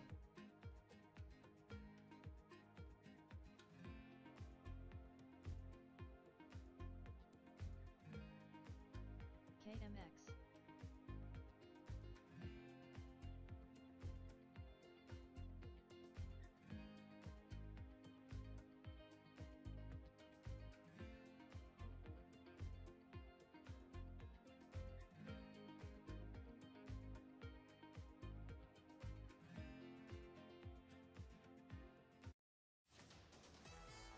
Markets, headlines, and breaking news 24 hours a day on Bloomberg Radio, Bloomberg Television, and the Bloomberg Business app. This is a Bloomberg Business Flash. And I'm John Tucker in the Bloomberg Newsroom with this Bloomberg Business Flash. S&P 500 on track for another record close. You have 6 of the 11 major industry groups in the index higher right now. POET. Materials and information technology, they're leading the way. And, of course, the best performing individual stock of the index, that belongs to Micron Technology after they delivered a bang-up earnings report last night. Those shares right now, Micron shares are up GOTU. 17.6%. You also have Southwest Airlines shares. They're surging after the carrier unveiled a stock buyback plan. They also detailed some major policy CLSK. changes. This is all part of the plan to revitalize the operations. They're also trying to fend off an activist investor. SLNH. Southwest shares there are up about 10%. S&P 500, 29 points higher, up 0.5%, 5751 on the index. The Dow Jones Industrial Average up 170 points. That's a rise of 0.4%. NASDAQ 100 up 191 points. That is a rise of just about GOTU. 1%. Surge in two-year yield, the more policy-reactive yield, 5 basis points higher. CLSK. That's at 361. The MSTR. 10-year yield right now, 1 basis point higher, and that is at 379. We check the markets for you all day long, right here on Bloomberg Radio. I'm John Tucker, and that's your Bloomberg Business Flash. You know, I have a pair of sneakers that are older than Bailey. There's a lot to unpack As we with get that. ready. Are they your For his lawn mowing birthday? shoes? Wait, Wait, this is a birthday tomorrow, right? Yeah. Are we saying how old we're turning or no? 31. Oh, 31. Yeah. So you have 31-year-old sneakers. Yeah. I don't a understand. 31-year-old pair of jeans, too. Are they Chucks? What kind of... I mean, jeans, fine. No, but they're sneakers. Rod Lavers. DOYU. Green, yeah. RIOT. You know Rod Lavers? No. Sounds like a guy my dad played high school basketball with. You know Rod That's Lavers? amazing. Yeah. I don't know what to say to that. I mean, eventually they fall apart. My daughter's lifespan of sneakers is literally like 10 days. He's just such a so young pup. Yes, Look young at him. pup. But we're all excited for him because he's got a house, he's got a wife, he's turning 31. It's very exciting. Okay, I'm Alex C alongside Bailey Lipschultz and John Tucker. His whole life ahead of him. Is Bloomberg. Let's see if we can ruin it for him. We bring you all the top news in business, economics, and finance through our lens of our Bloomberg Intelligence folks. They cover 2,000 companies in 130 industries worldwide. The news that broke yesterday is that OpenAI is going to transition from being a nonprofit organization to a for-profit company. I have no idea what that means, but the goal of the company was supposed to, quote, benefit humanity as a whole, unconstrained by a need to generate financial return. If that changes, what does that do to the actual company? Joining us now is Mandeep Singh, Bloomberg Intelligence Senior Tech Industry Analyst, joins us now. Okay, I don't get it. What does it mean? Well, I mean, they've been looking to do that for a while in terms of becoming, a profitable company similar to other tech companies that are out there. And I guess we had hints all along because they never open source their model. They are the leaders when it comes to generative AI. And there are two approaches right now with companies keeping their model proprietary versus open source. And they are one of those who have kept it proprietary. So it's not a surprise that they wanted to convert to a profit structure, given all this has happened. I think the bigger thing here is the CTO, Mira Murati, leaving, and pretty much all the co-founders of the company leaving at this point, with Sam Altman being the only one there. So that's, to me, is the bigger news. Capitalism strikes again. But real question, though. If it's valued around $150 billion, and you mentioned CTO Mira Murati resigning, does she keep her stock? Like, is she leaving the company with a nest egg worth a few $1 billion? Well, again, I think once the entity changes, there are a lot more things that will happen subsequently in terms of, the new profitable structure, what sort of equity Sam Altman would have. So in terms of the prior structure, they already had a subsidiary which was profitable. So it's a pretty convoluted structure. So when the November thing happened, November 2023, when Sam Altman was asked to leave and then he came back, at that time they changed the board composition and they created a profitable subsidiary. Now, this is like converting the full company to a profitable entity, and there will be changes that will come along. So hard to say exactly who keeps what at this point of time, but suffice to say that, the Microsoft relationship would come into play as well. I mean, they are one of the biggest stakeholders in the company, and all the signs are they want more investors in the company. So Sam Altman is trying to raise more money, and it will be at a higher valuation, $150 billion that's expected. And at some point, I think they will go public as well. When you brought up the CTO leaving, well, wasn't that also expected? Hasn't she stayed on longer than everyone had anticipated? Because she covered for Sam Altman when he was out, so it was understood that she was leaving once he came back. Well, I mean, I look at it this way. Again, it's from the outside. I obviously am not privy to anything that's going on inside the company, but there is clearly some tension, whether it's tied to the, the profitable or non-profitable aspect, or any other risks related to large language models, whether it's come down to safety issues or copyright issues. We don't know that level of transparency. And I think the fact that all the co-founders have left, clearly there is disagreement and tension, and we can only speculate from the outside, but it's never a good sign when, the core team that started the company, these are the technical guys who have left. So Sam Altman is the face of the company, he's the CEO, but these are the real technical guys who built the product. So, I mean, look, they have a big bench, and the company is much bigger now. The fact that we haven't heard a lot about GPT-5, that that worries me a little bit, because when you are a company like OpenAI who's leading the charge, you want that product roadmap to be out there. You want to set expectations. When is the next version of the large language model coming out? And I think that's where there could be delays. All right, Mandeep, really appreciate it. Thank you so much. Mandeep Singh joining us, Bloomberg Technology Senior Analyst for Bloomberg Intelligence. A couple breaking headlines here for you. Let's cover oil first. Chevron has agreed that Hess's CEO, John Hess, won't join the board in order to get a merger approval of Chevron and Hess. Remember, this is as Chevron's awaiting for FTC approval for this deal. Now, the kink in all of this armor, though, is still going to be Exxon. So a big part of this is Chevron buying Hess's stake in Guyana. They're buying the whole company, but they really want that stake in Guyana. It's worth a lot. That stake that Hess has is with Exxon and CNOOC, a Chinese national oil company. Exxon's looking to block that deal, saying they have right of first refusal for that Guyana asset. Chevron says, nope, you don't, because we're buying the whole company, not just the asset. So that's still in arbitration, and that's really been a thorn around Chevron's neck. But it looks like in terms of FTC approval, Chevron agrees that John Hess will not be joining the board to get that merger approval. In other news, Wells Fargo is said to send some Fed crucial review for lifting cap. Shares rise by about 2% to a session high. This is like the deal. It's like consistent things that Wells Fargo has to do, Bailey, in order to get that asset cap lifted so they can really start to grow again. Exactly. And when you look at kind of some of these updates, so it's a big step in trying to kind of right the ship, if you will, for Wells Fargo. As you mentioned, stock right now at more than 4%. So when you see these sharp, immediate reactions, it's Wall Street obviously applauding those deals. And the big thing going forward is how can Wells Fargo kind of, again, reemerge from some of those issues that they had a number of years ago, and the kind of reworking of the company that's been taking, I believe it's just over 5 years, 6 years at this point, and trying to get over some of these regulatory sanctions. And obviously the stock, again, up 4%. I want to say it's been underperforming relative to some comps, but I'm waiting on my terminal to load right now. And also the idea is that, you'd like to say that they do this one thing and the asset cap is lifted, but in actuality, it's going to be chipping away at compliance, transparency, getting all their ducks in a row, and that it takes a lot of time.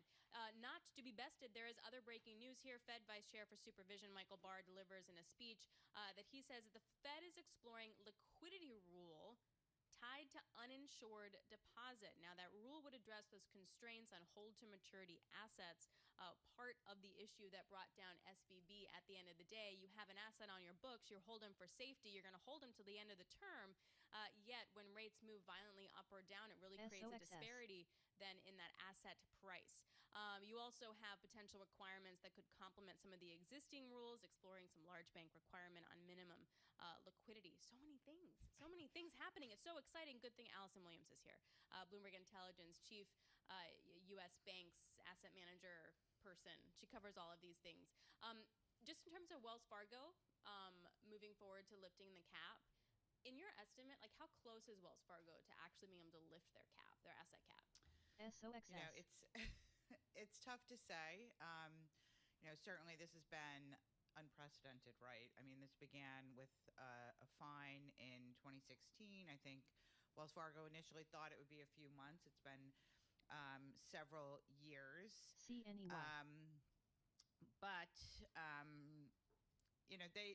One of the biggest things I think, one of the biggest changes I thought was, they changed over the board. They brought in all new management. Charlie Scharf as the CEO. He was sort of the third CEO in a short time period, but almost fully turned over the board, brought in a lot of ex-JP Morgan people. And then it's just been sort of blocking and tackling since. And we've seen a number of the consent orders get resolved, but there still are a few more out there that they need to take care of.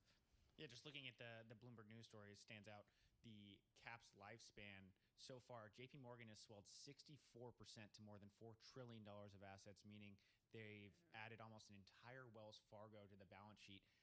What's the timeline for Wells Fargo to potentially catch up? Is that possible? How would that work out? Yeah, I mean, to some extent, there was, a lost opportunity, right? So I think the biggest, the biggest hurt from the asset cap was during COVID. when JP Morgan and Bank America were able to add all these retail deposits, right? And Wells Fargo really could not participate because they did, but it was a lot more work, right? Because it wasn't the loan side of the balance sheet. It was really the deposit side of the balance sheet that was a constraint because they were growing so rapidly. MSS. And they did do things to try to manage their balance sheet in the most profitable way, getting rid of things like non-operational deposits that are, less profitable and less valuable long-term than core deposits. They have sold off businesses over time. So, but for banks such as Bank of America and JP Morgan, granted, some of those balances did go away over time. But they were able to retain at least, some of those customers. And so I would say that's where sort of the big harm from the asset cap has come from. If you fast forward to today, the balance sheet constraint is not as significant. They have started investing in businesses like card and trading where they're under index, so they are growing their businesses. So if the cap was removed, that would certainly give them more flexibility in those businesses. But on the deposit point, that's really sort of a lost opportunity. Yeah. Allison, thank you. You weren't booked on this, but you came in exactly the right time. So thanks so much. We really appreciate you, Allison Williams, Bloomberg Intelligence Senior Analyst for Global Banks and Asset Managers. Also, we are looking at New York City Mayor Eric Adams. His indictment is unsealed in court. We will bring you all the information as that crosses. This is Bloomberg.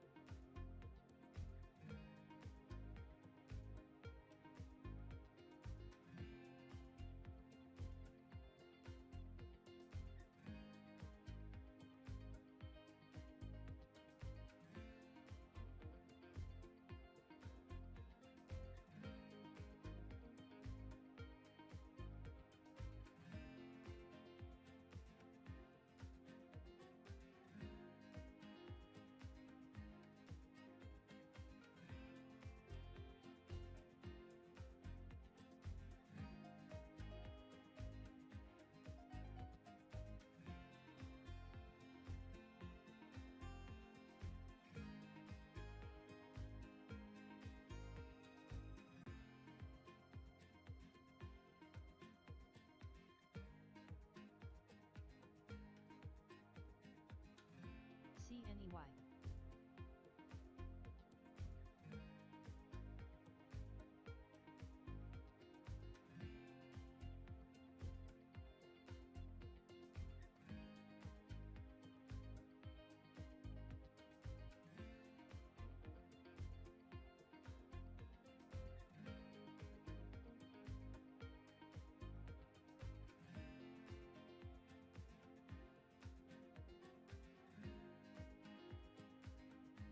CNEY.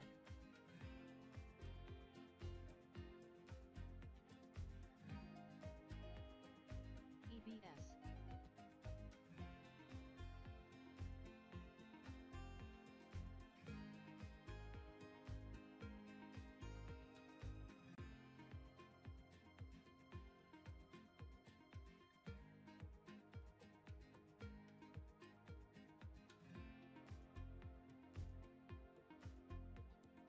CNEY.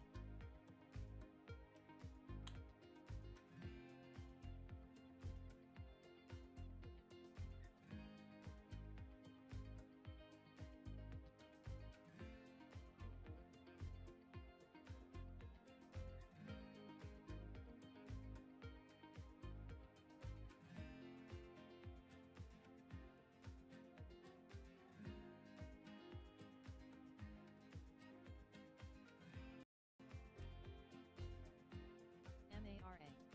APG. CNEY.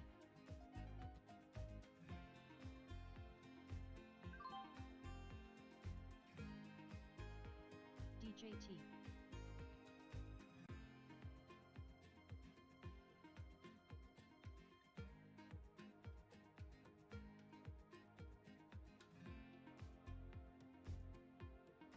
EBS.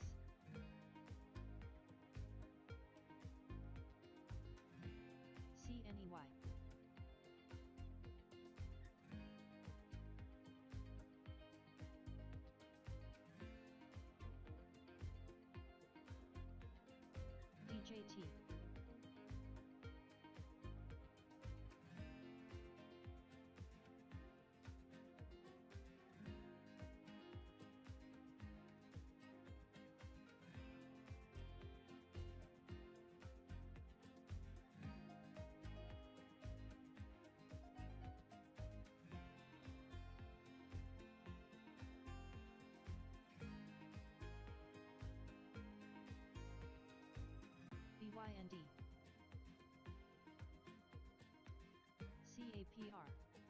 CNEY. DJT.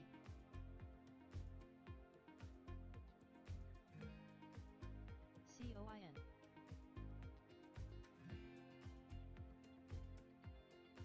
LUNR. EBS.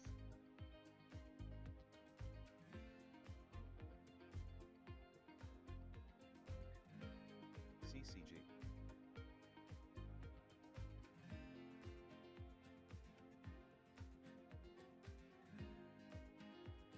BYND. MBLY. CNEY. RLAY. DJT. COIN.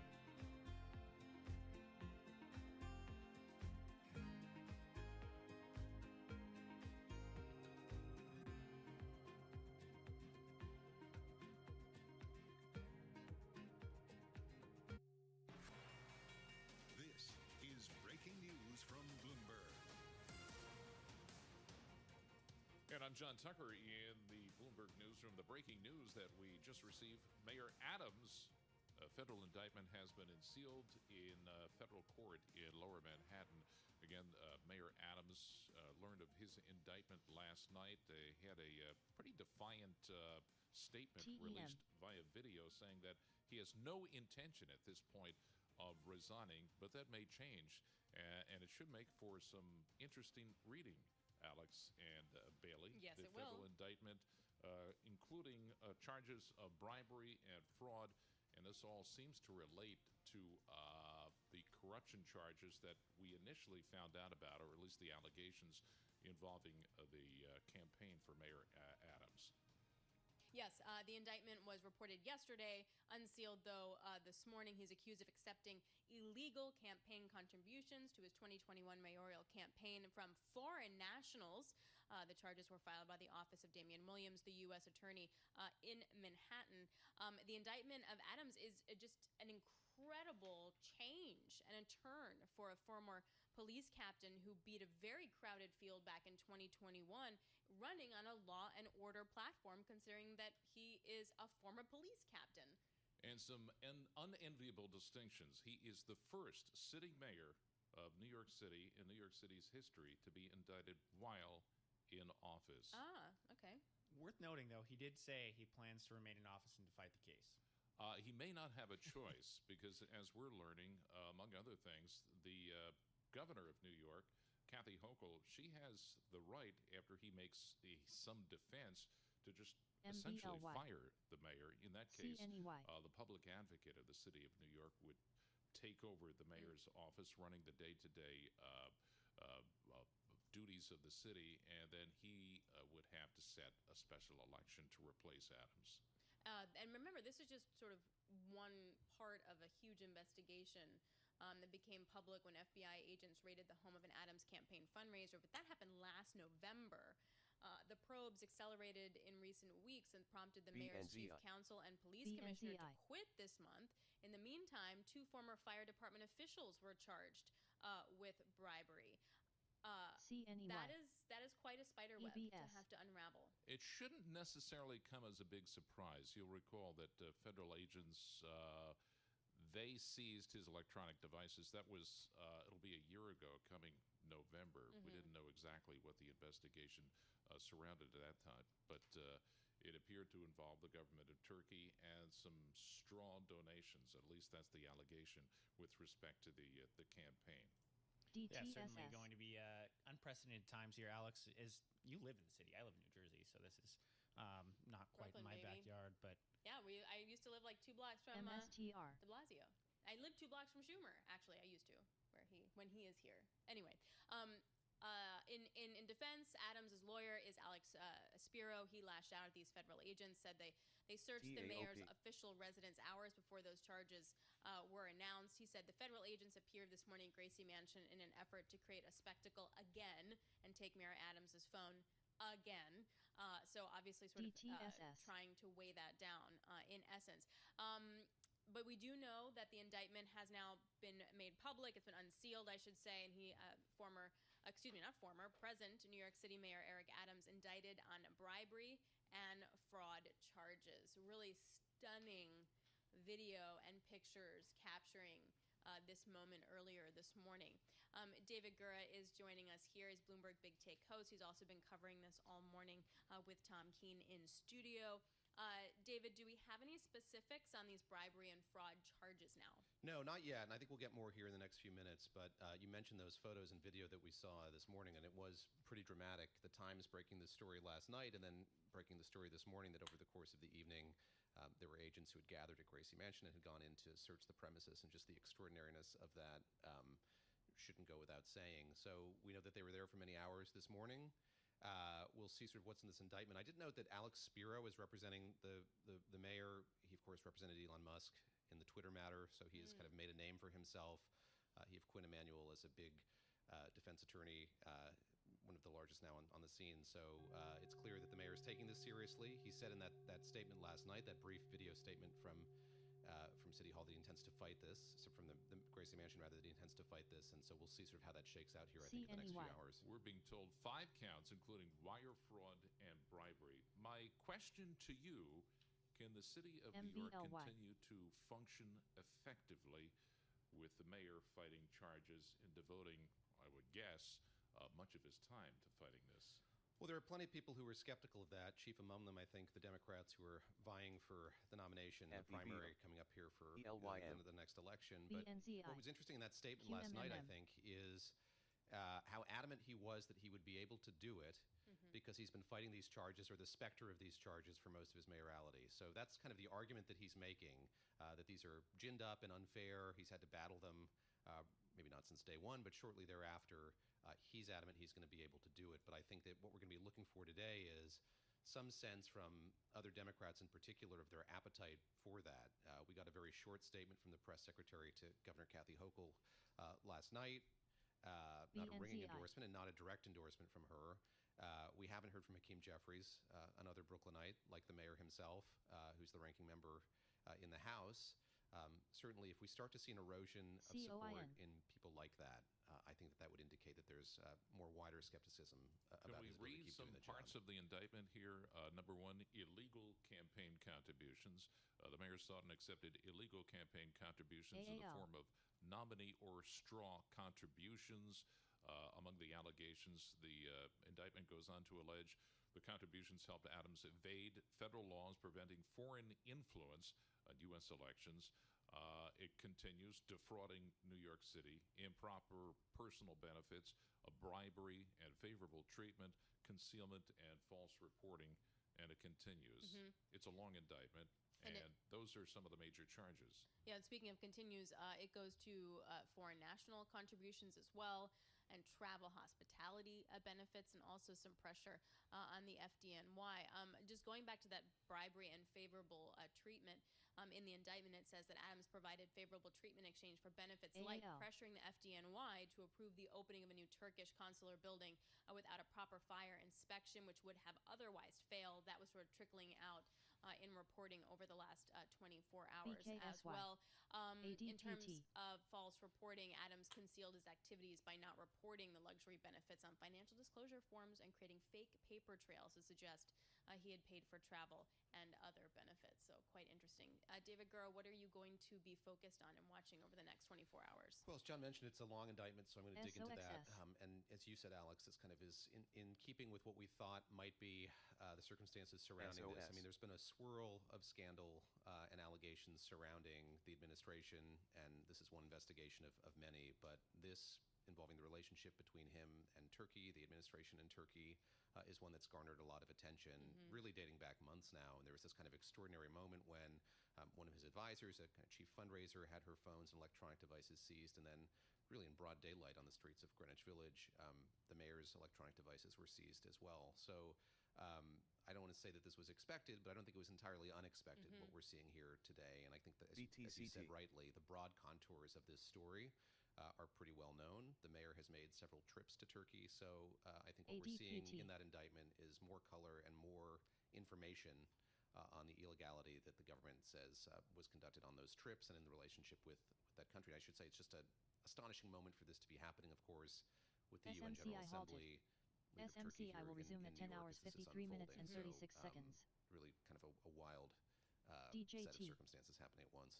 Presumably, he's in court at some point today and will enter a plea before the judge? Yeah, he's been summoned to go to court. That's on Pearl Street in Lower Manhattan. And then we know that Damian Williams, the U.S. Attorney for the Southern District, is scheduled to hold a press conference at 11:30 this morning, Wall Street time, where we'll get, I think, more detail on the indictment, more detail on the case itself, and some sense of what the timeline, what the timetable might be for this going forward. All right, David, we got to let you go there. You got other stuff to do now. David Gura, thank you so much for joining us. He is Bloomberg Big Take host. Thank you very much. Again, New York City Mayor Eric Adams indicted on bribery and fraud charges following a federal corruption investigation. That indictment unsealed. We're looking at about 9 counts, ranging from illegal campaign contributions as well as defrauding New York City. I just want to also update you on some other breaking news.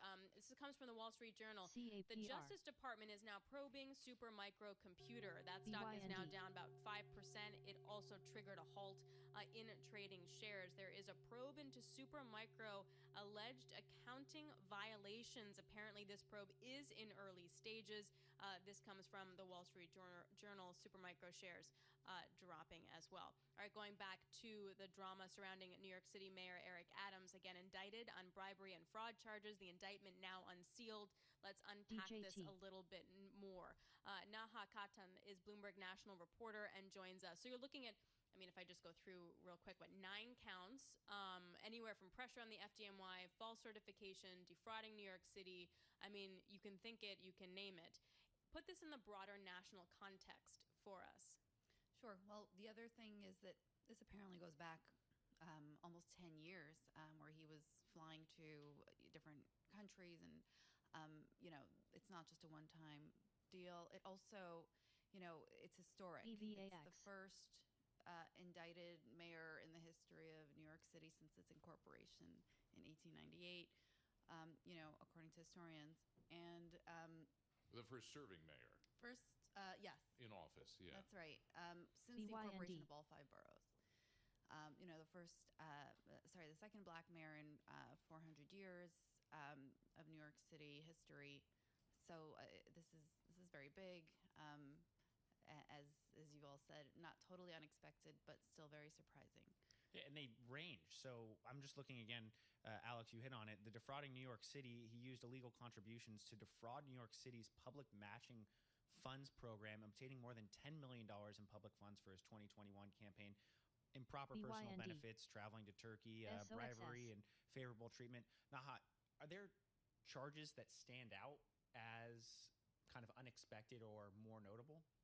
Well, we all had heard about the Turkish connections and, possibly using the FDNY to help allegedly build, a building that didn't have all of the safety standards.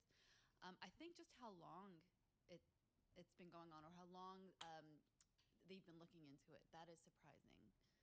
SOXS. So since it goes back that far, it doesn't necessarily have to do with campaign financing. I think these are things we still need to understand a little better. Yeah. All right, let's get you recapped on that news. So the latest, New York City Mayor Eric Adams was indicted on bribery and fraud charges following a federal corruption investigation. This calls into future the question of a man in charge of running the biggest U.S. city. That indictment has now been unsealed. Let's go through some of the things here. 1, illegal campaign contributions. The accusation is that he accepted illegal campaign contributions in the form of nominee or straw contributions. You're also looking at defrauding New York City. Adams using the illegal contributions to defraud New York City's public matching funds program. We're also looking at improper personal benefits, bribery, and favorable treatment, and this relates to a new Turkish consular building. Also concealment and false reporting. We're also looking at foreign national contributions, travel and hospitality benefits, and false certifications. It is quite a list. This was reported last night. We have now gotten all the details as of this morning. The indictment of Adams is truly a remarkable turn for a former police captain who beat and won in 2021, running on a law and order platform. Naha, when you're a Bloomberg national reporter, right? We're looking at a national election that is already so polarized. TZA. Can you just put that into context for us in terms of where this might leave us? Well, I think it's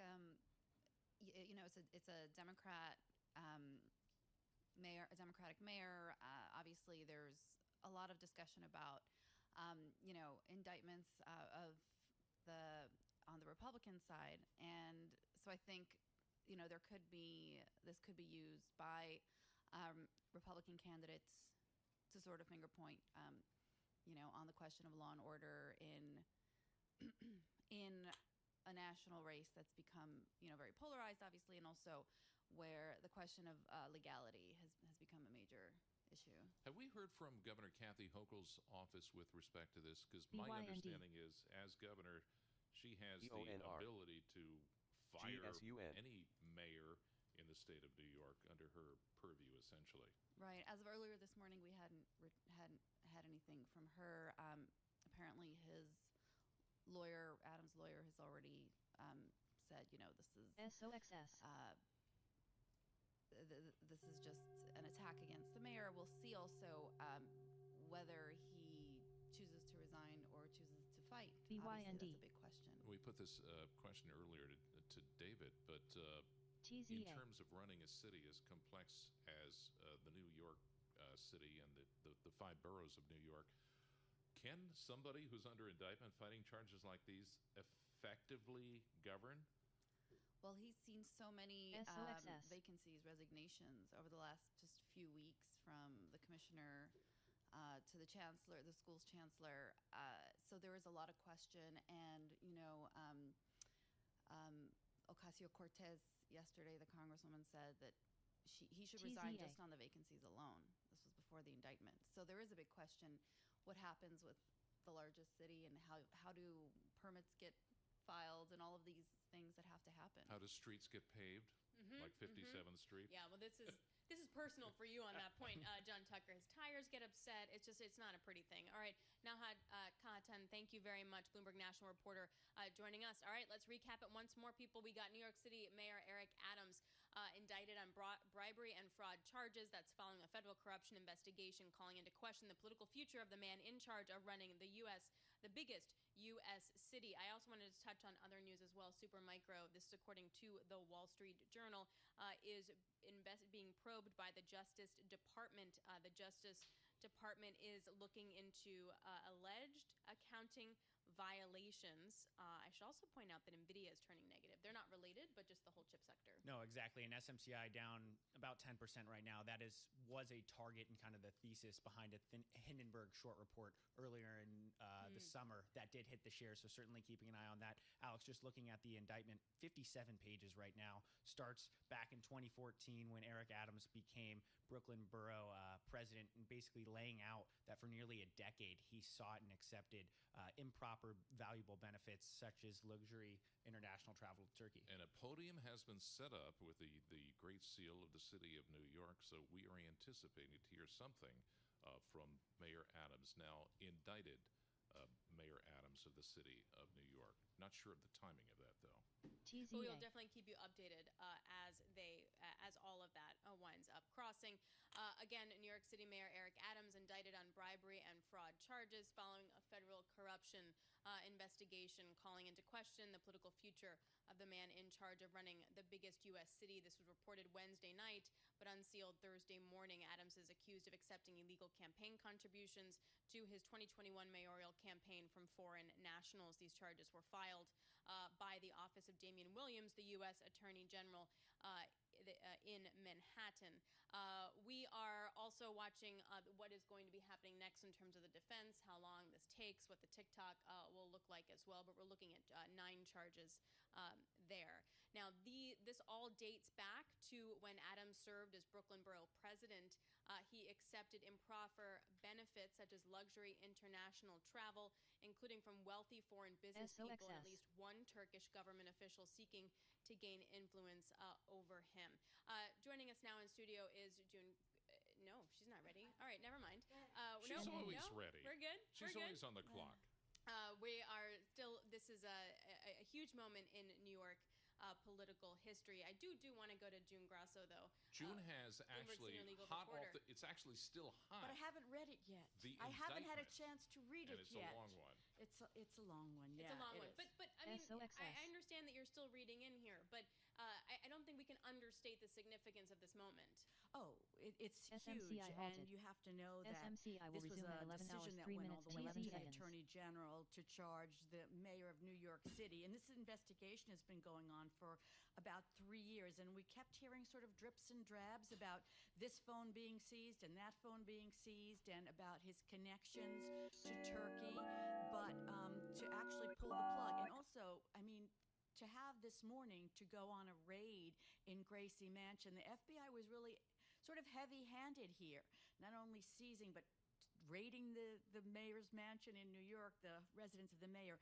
So, but when you look at what it is here, it's pretty easy to understand. It basically is that he took bribes from Turkish officials, Turkish entities, in order to get money for his campaign, and that he did it through straw donors a lot of the time, and he then completed different kinds of Can we just things for them. Understand what straw donations are? Can you explain that to us?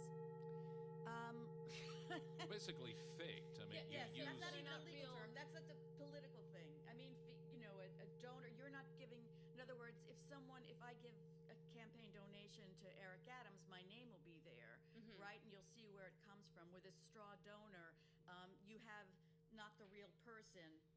You can use their names, and they don't even know So about it's like it, a fake. It's a fake donation.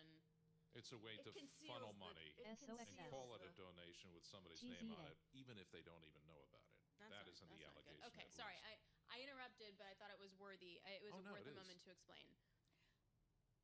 I don't know where I was, so. Oh, the first one. So that's the first one in terms of the indictment and fake donations and straw donations. I mean, they're all basically related to that. It's when you have an indictment, you can have the same facts, and there are different counts about it.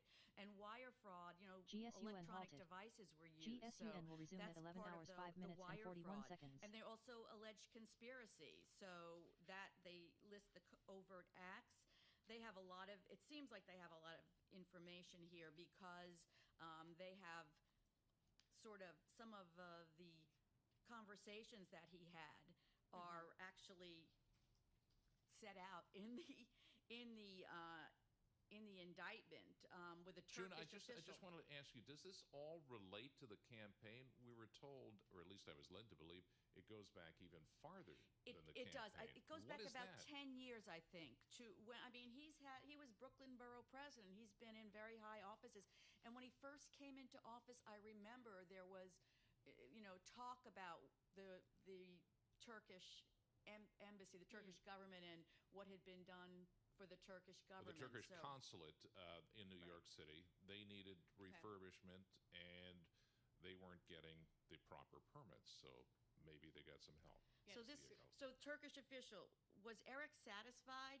Adam Staffer, it was great. SMCI Thank you may for resume everything. in less than a minute. Turkish official, it's okay if he's happy. Is Eric happy then? Adam Staffer, he's very happy. He's sending you his thanks.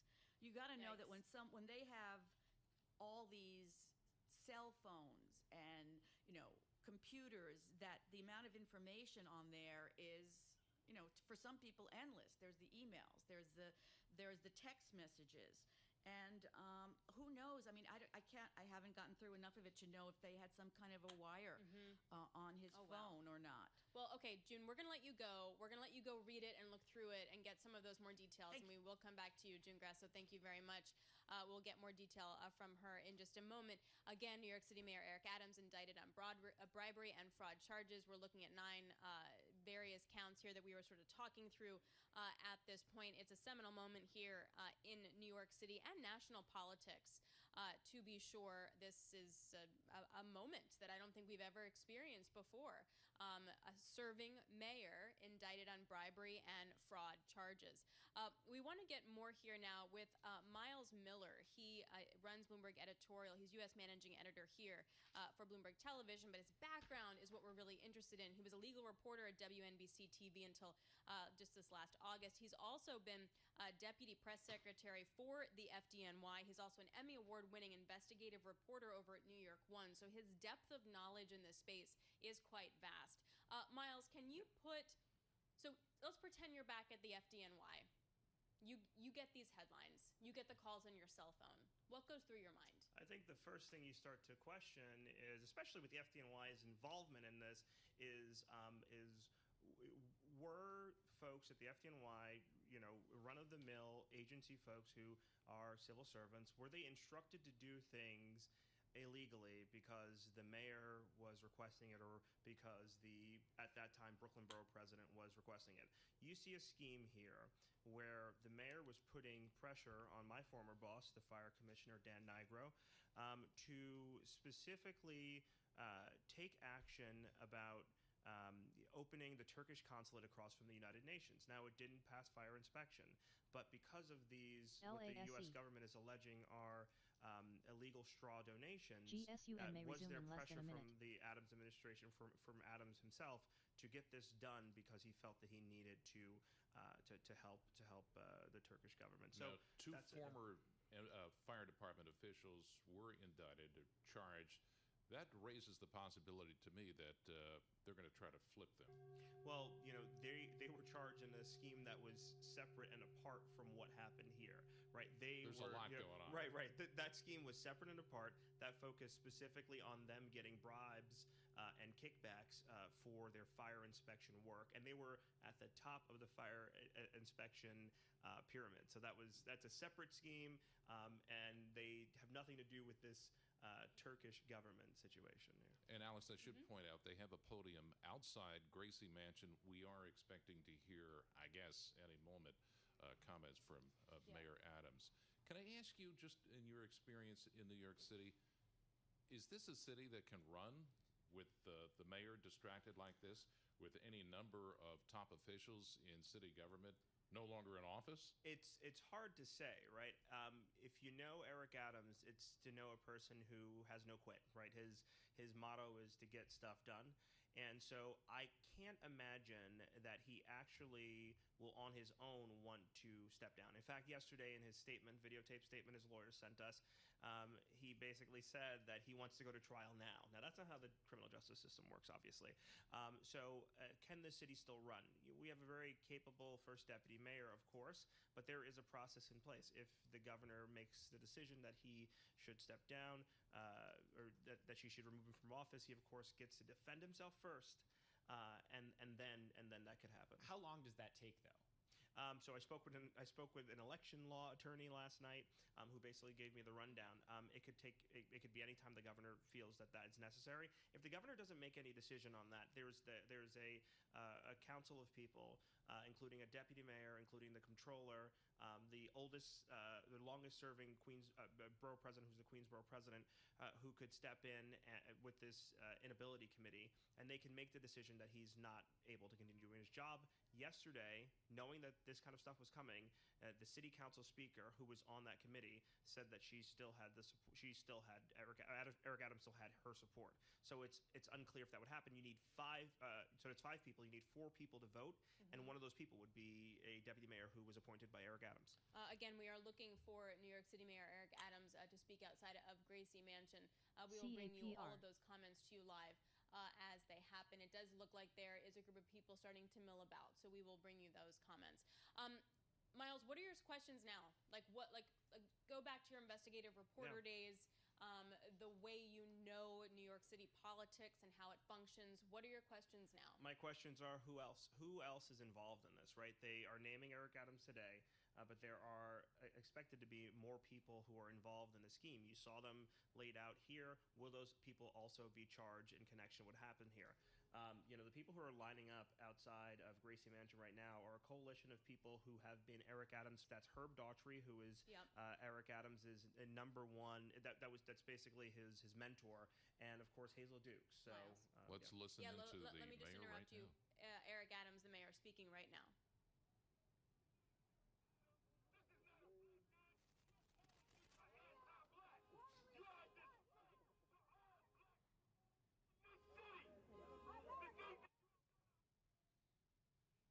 I should point out that Mayor Eric Adams is set to speak right now. He is listening to the crowd currently, which is why you heard that cause in any sort of amplification. He looks to just be setting up technically before he speaks. This is the first time that we'll have spoken since the indictment. The indictment was unsealed just about an hour ago.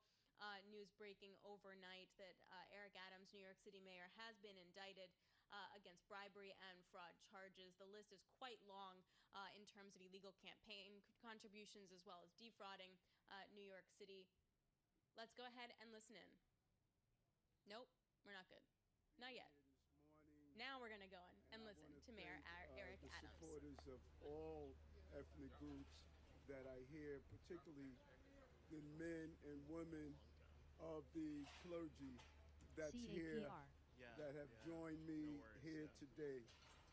And we are not surprised. SBC. We expected this. This is not surprising to us at all. The actions that have unfolded over the last 10 months, the leaks, the commentary, the demonizing, this did not surprise us that we reached this day.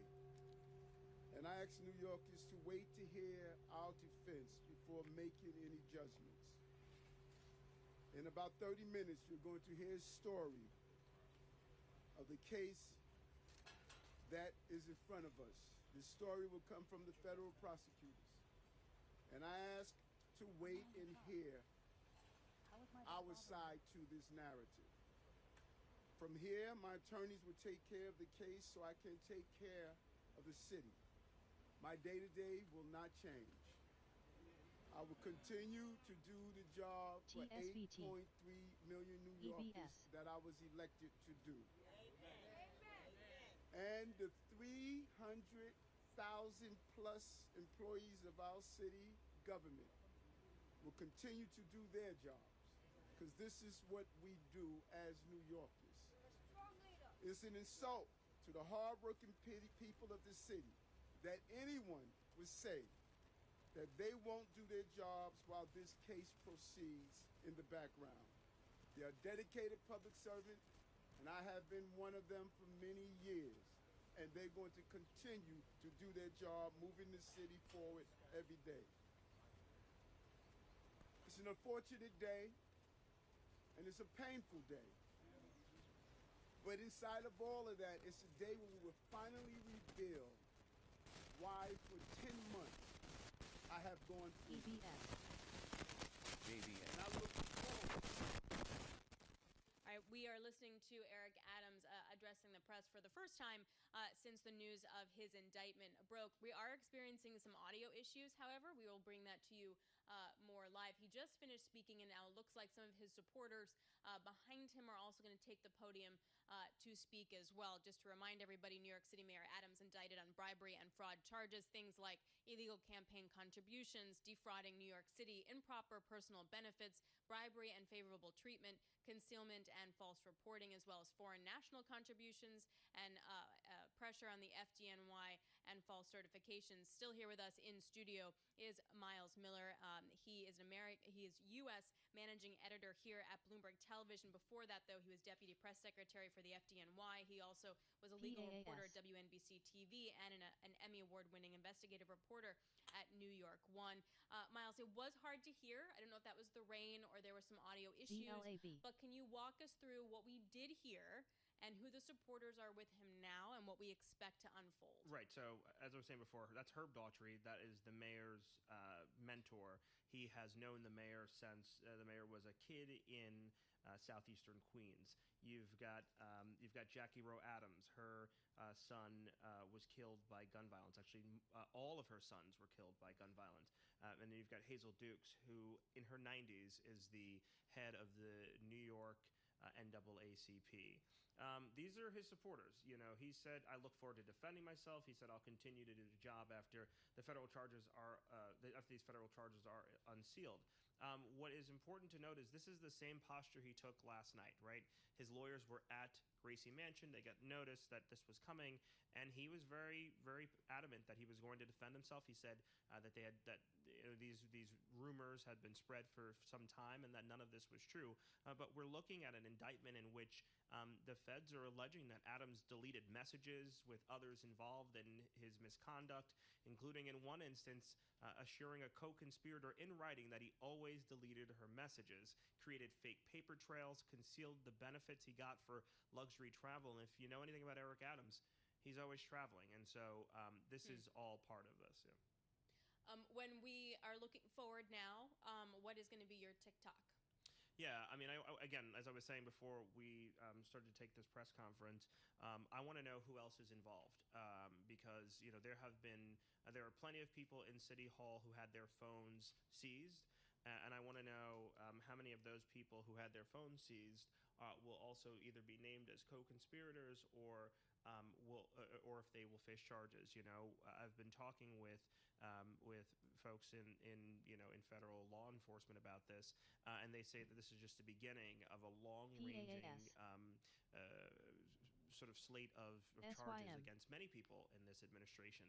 I've got a lot of friends who work in this administration, and the phone calls did not stop coming last night. Just about what this means, just about they're just trying to do their jobs. They work at the fire department, they work at the police department. We'll be able to do our jobs, and city government will continue to run. Who runs it is the big question. Will he step down? Will the governor move in to make sure he steps down, or will she, like many people in politics, continue to say that he deserves to stay in court and they'll make that decision afterwards? The former controller, Scott Stringer, I believe he's on the line. Can you stick around for that? Yeah. And I want to ask both of you, Scott, as well, if you could weigh in on this. What is the sort of political balance, the delicacy that goes along with this, given the fact that Mayor Adams is only the second black mayor in the history of New York City, and we see his supporters there with him. But whoever wants to pick up that, Scott, could you weigh in on that? Well, look, as somebody who supported David Dinkins to become the first black mayor of New York, this is not a day to dance in the streets and celebrate. This is a sad moment, and I do believe that Eric Adams has the right to defend himself. I'm glad he's out there talking about that.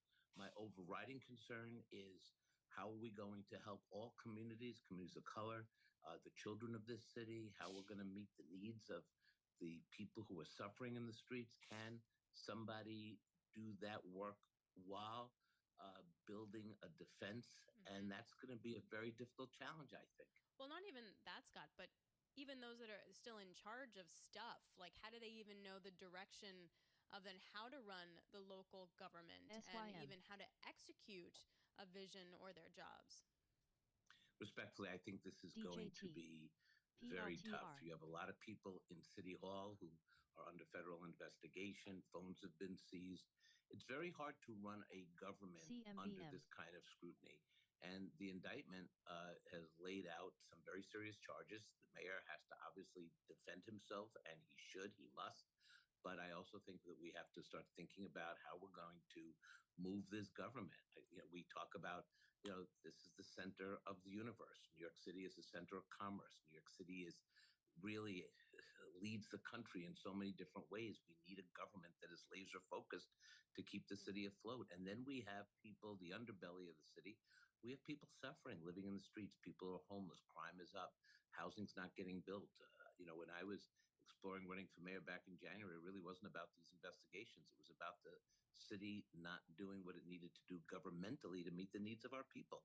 That now becomes exasperated because we have nobody who can be laser focused on delivering for the people of the city and for the business community and for our children, our babies, who we are charged with the responsibility of raising as a village. Scott, so you would have served, if you were still controller, you would have served on this inability committee. That's a job that will fall to Brad Lander, who is also running for mayor. Tell me what you know a lot about the city charter. What do you know about how this works? I mean, the mayor, of course, gets to appoint somebody who will be on his behalf. Do you think that we'll see the mayor resign? And if not, do you think there'll be a push for him to step down either from the governor or from this inability committee? Well, first of all, this inability committee was probably put together not thinking that it would be possibly used for this situation. I don't think this committee will ever convene. I think this will be resolved much earlier than that. I do think the mayor's going to have to make some decisions as to whether he can govern, and that'll become apparent in the next 48 hours or 72 hours, and we'll go from there. But I don't think that we're going to get to, a disability trial. I just don't think that's in the best interest of the city. Just to be clear, Scott, you think Mayor Adams should resign immediately? I think that with a indictment and possibly more coming, I think it's very hard for him to govern. I am not making a judgment on innocence or guilt, but I am making a judgment as to what's the best for the city. Mm-hmm. Mayor has to focus on the mayor, but government, elected officials have to focus on the city at large. And I think it's going to be very difficult. Look, I was controller for 8 years. I audited every city agency. I saw the best and the brightest in city government.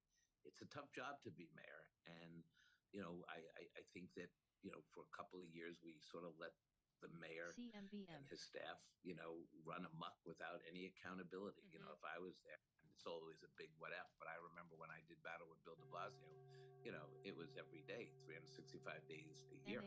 It started almost at the beginning because mayors need a counterweight. I'm not sure that existed over the last couple of years. And maybe it's a lesson to everybody is accountable somewhat because these contracts were flowing. This was going on. And sometimes you just got to blow the whistle and say enough is enough before federal investigators get involved. Let's just update everybody here. If you're just joining us, I'm Alex Steele alongside Jen Tucker, Billy Lipschultz, and Miles Miller. The latest news is that New York City Mayor Eric Adams is indicted on bribery and fraud charges. The indictment was unsealed about an hour ago. New York City Mayor has also been having a press conference outside of Gracie Mansion. Some of the headlines here, he said that my day-to-day will not change. He says he will continue to serve as mayor of New York City, and he looks forward to defending himself. He does say that we were expecting this and not surprised at all. He is backed by many of his supporters outside of Gracie Mansion. We'll continue to bring you all these headlines as they cross. We are currently in conversation with Scott Stringer, former New York City comptroller, joining us there. When you're looking at how far this spider web goes, Scott, if we're going right to Eric Adams now, after a lot of time being spent on working on this investigation, is that it? Like, does the buck stop here with him, or are there going to be more arrests or more accusations and more charges filed? Look, I don't have a crystal ball, and there's a part of me that wants it sort of to end here so we can get back to meeting the needs of the people of the city. But it's very likely that this is going to continue, and these investigations in separate ways are going to continue to come forward. And so we have to see. And again,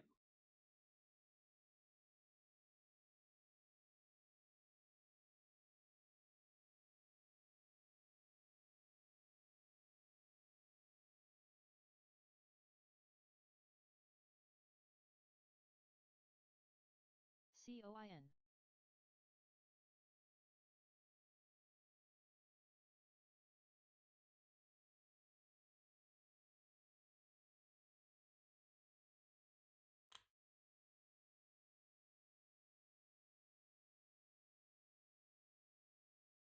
NAAS. AKTX.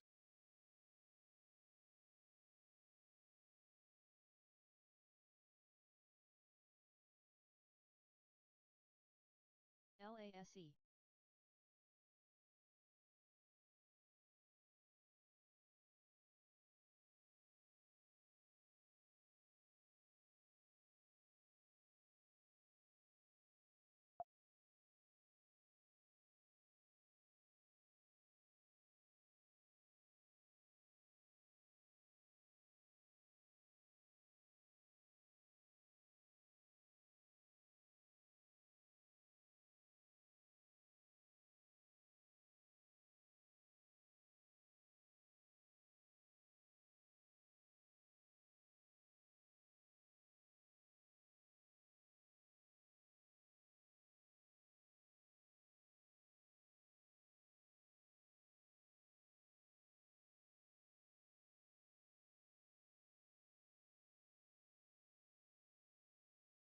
MARA.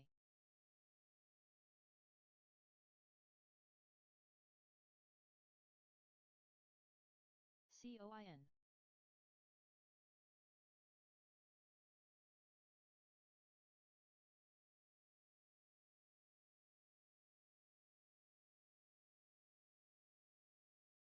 APLD.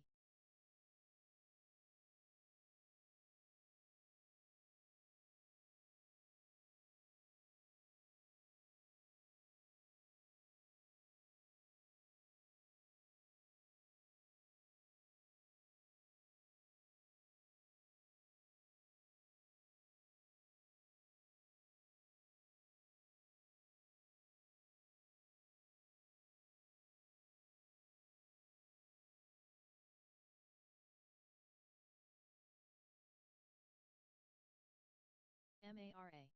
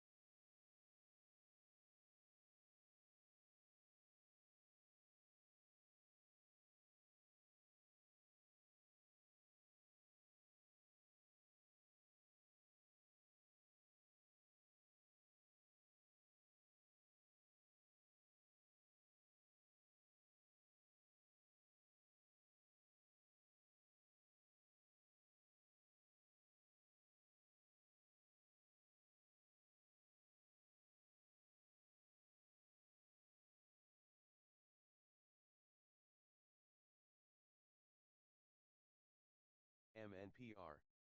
NAAS.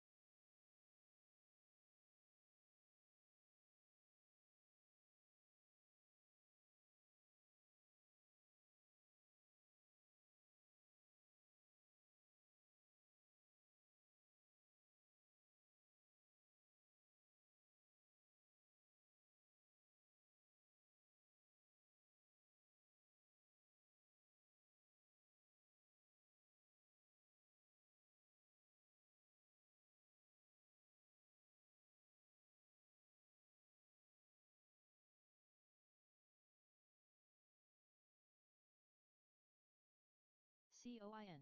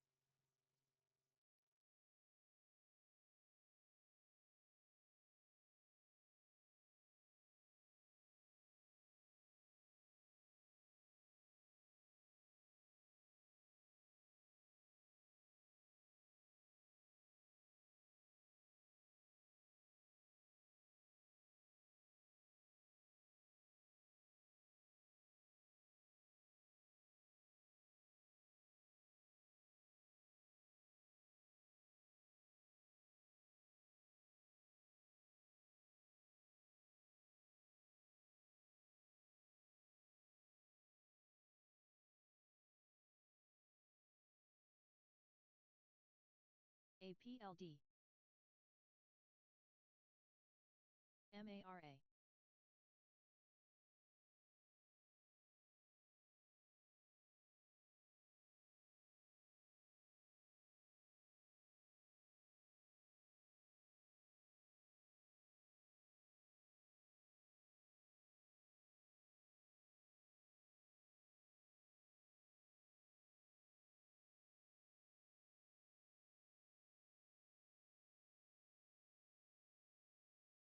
VRDN.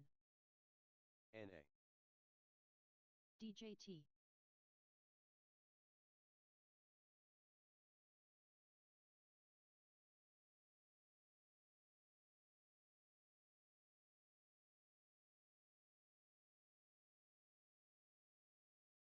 APLD.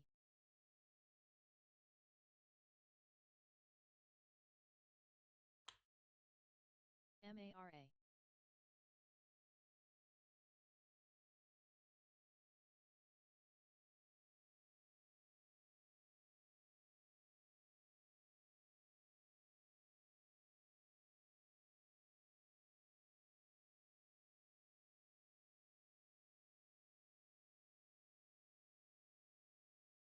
APLD.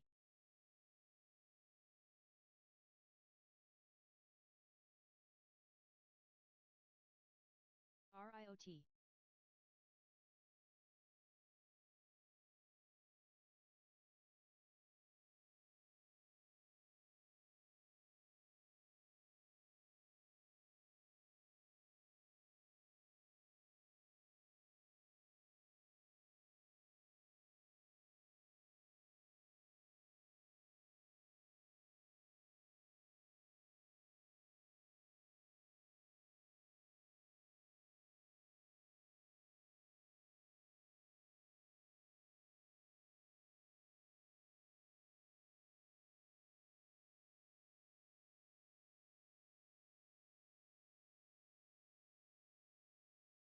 ARQQ.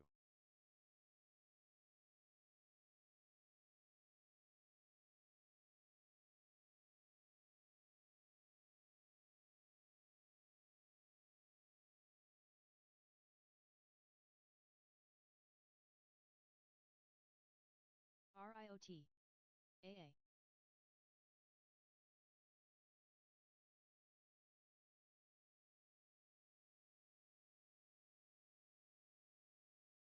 MARA.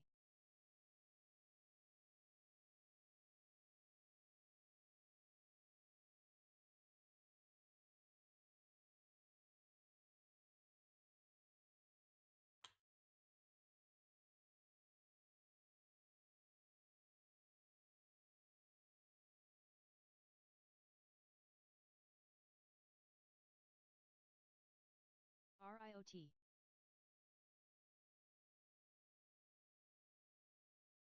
MARA.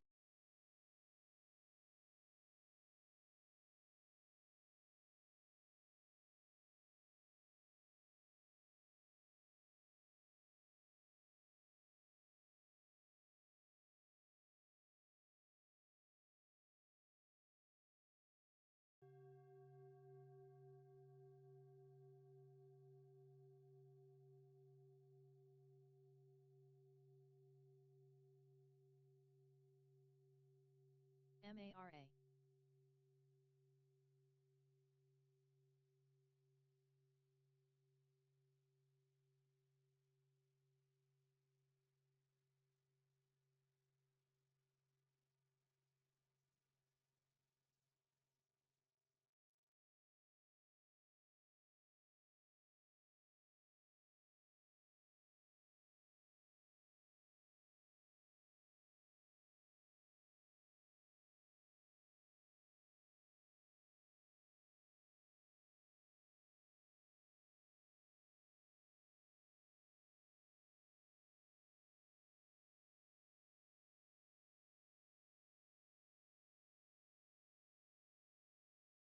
SPRY.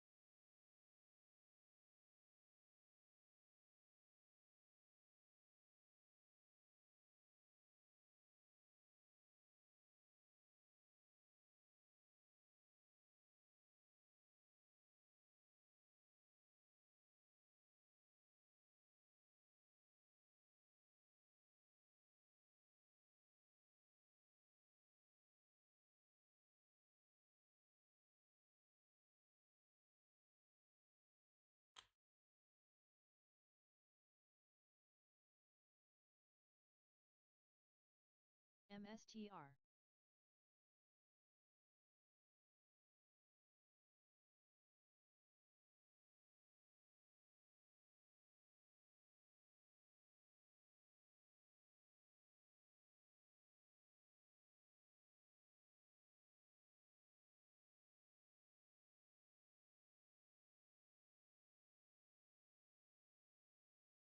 MARA.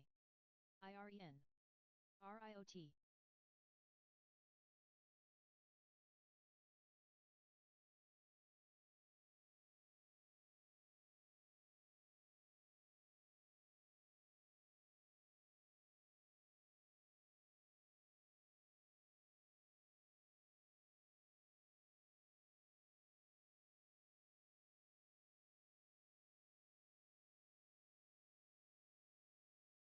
IREN. MSTR.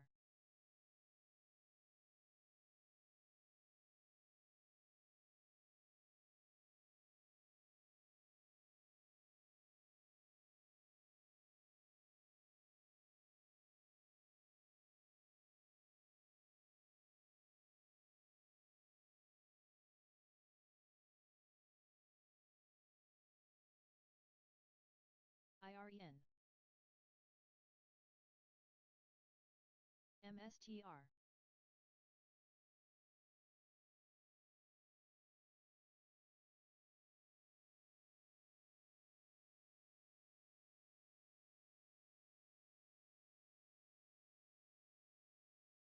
ADPT.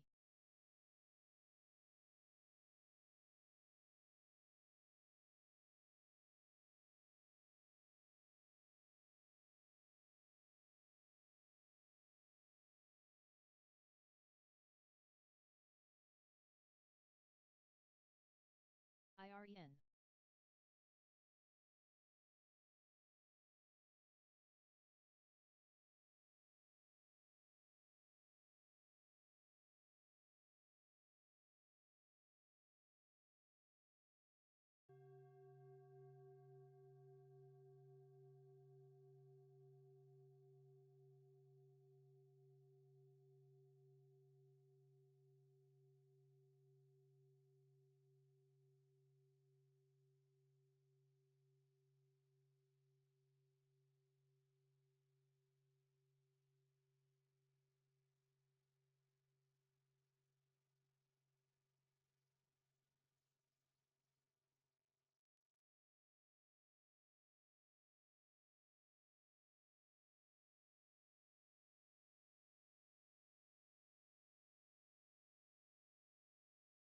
IREN.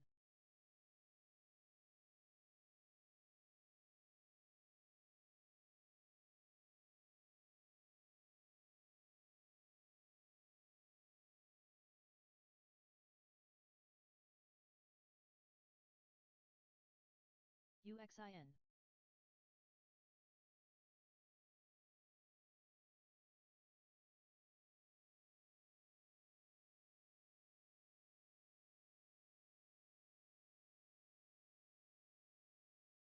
MARA.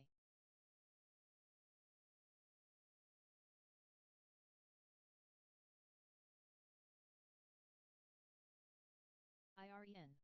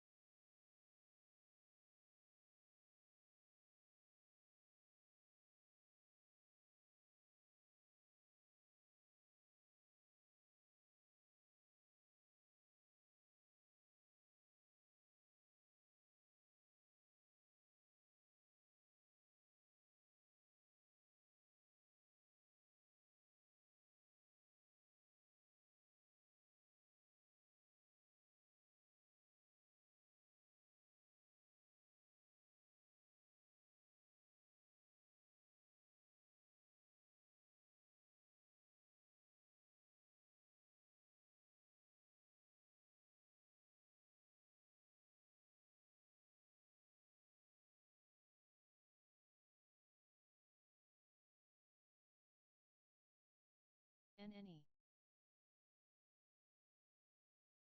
UXIN.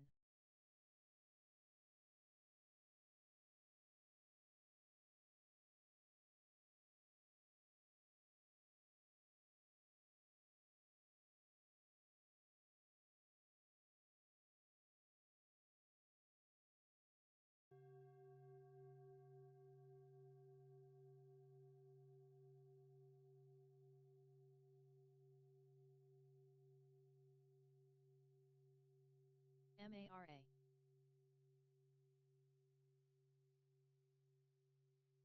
NNE.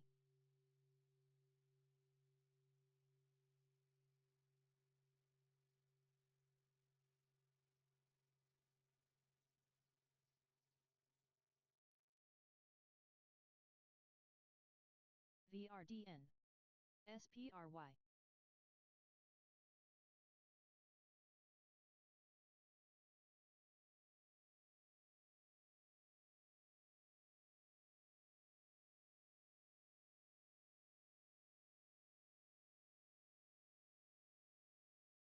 NNE.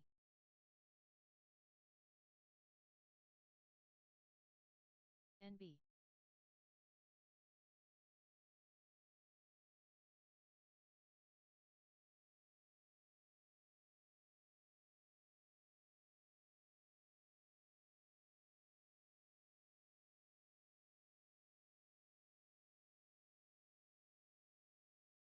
MARA. COIN. NNE.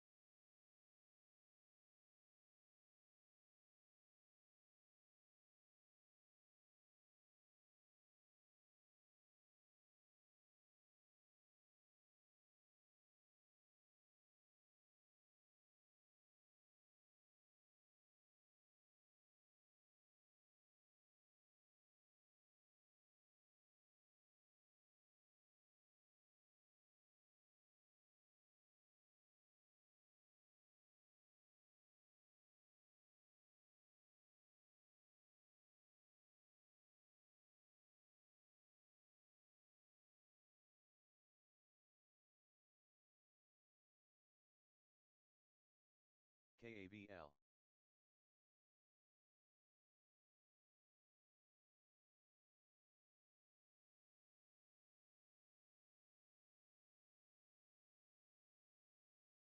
MARA.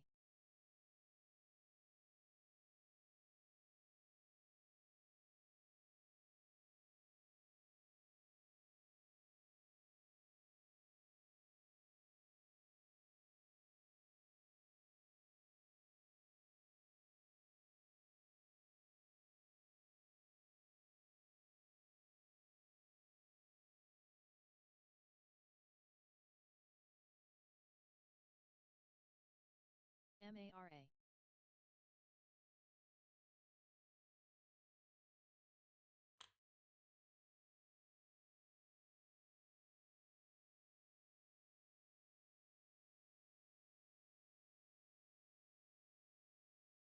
SPRY.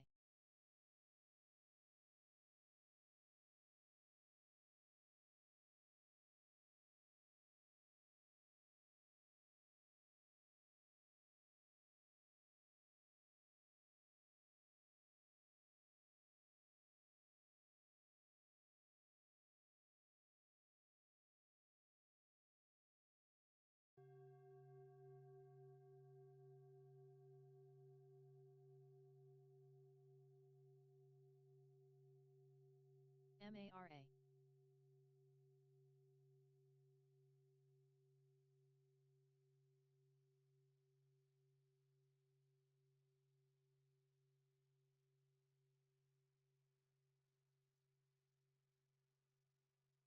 COIN.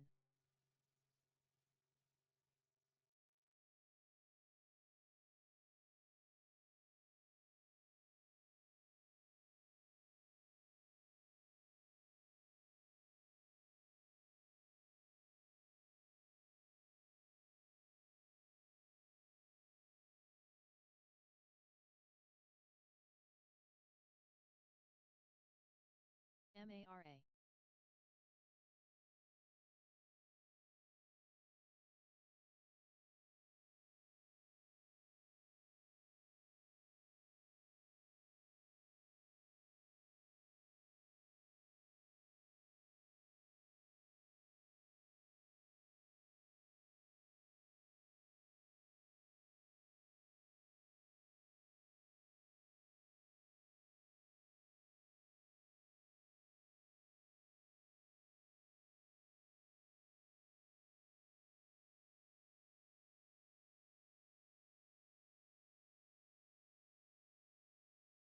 ADPT. COIN.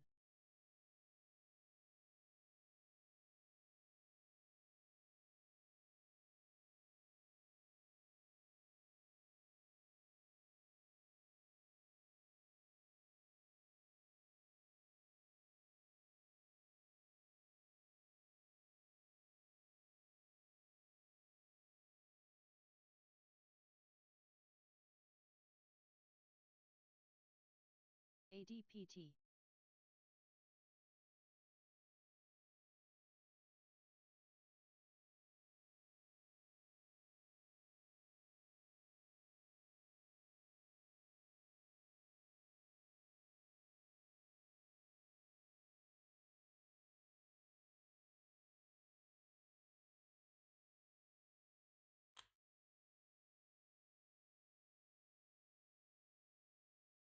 ARQQ.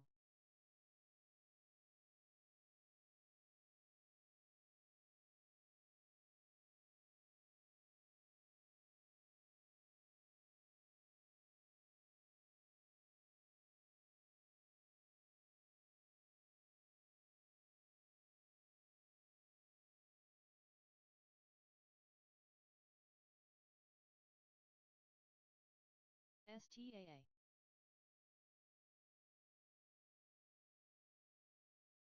ADPT.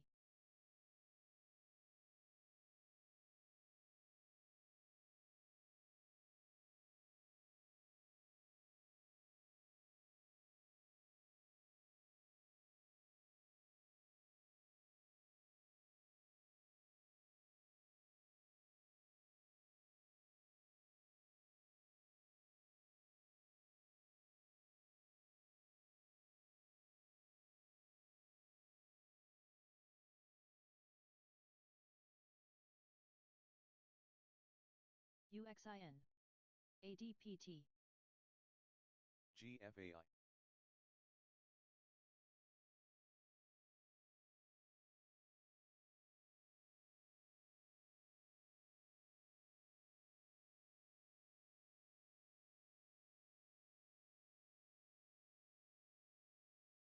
STAA.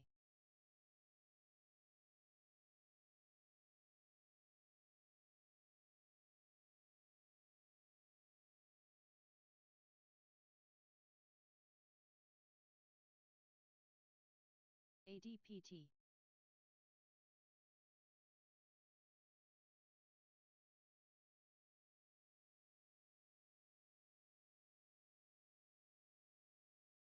SGE.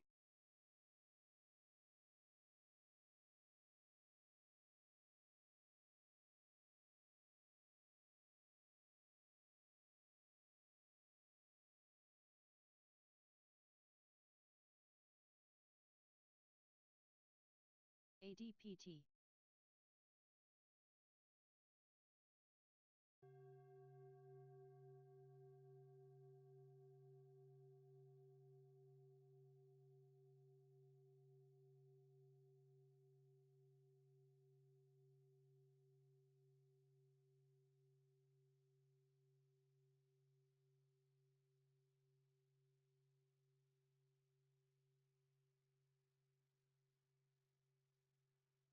ADPT.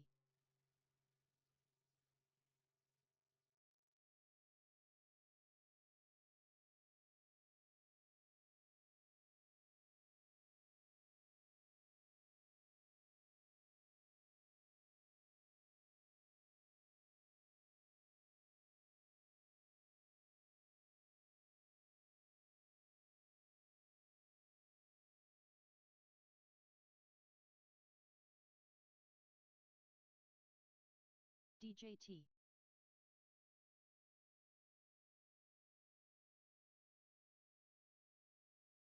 ADPT.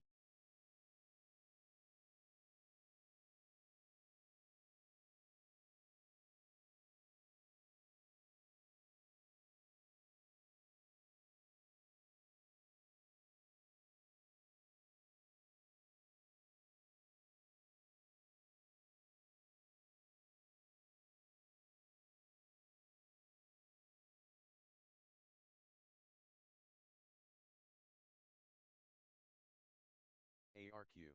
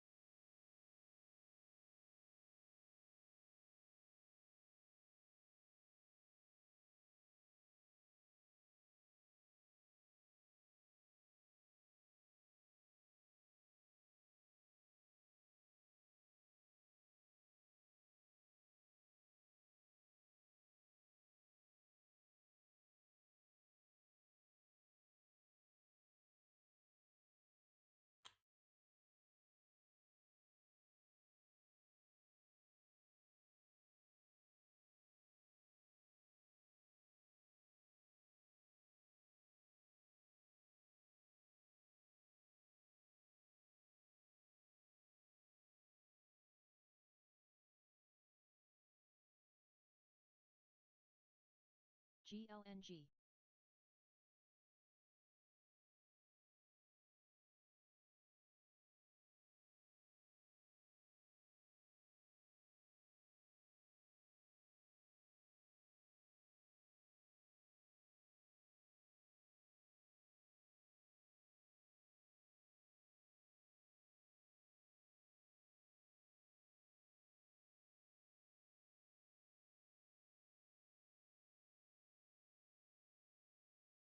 RSLS.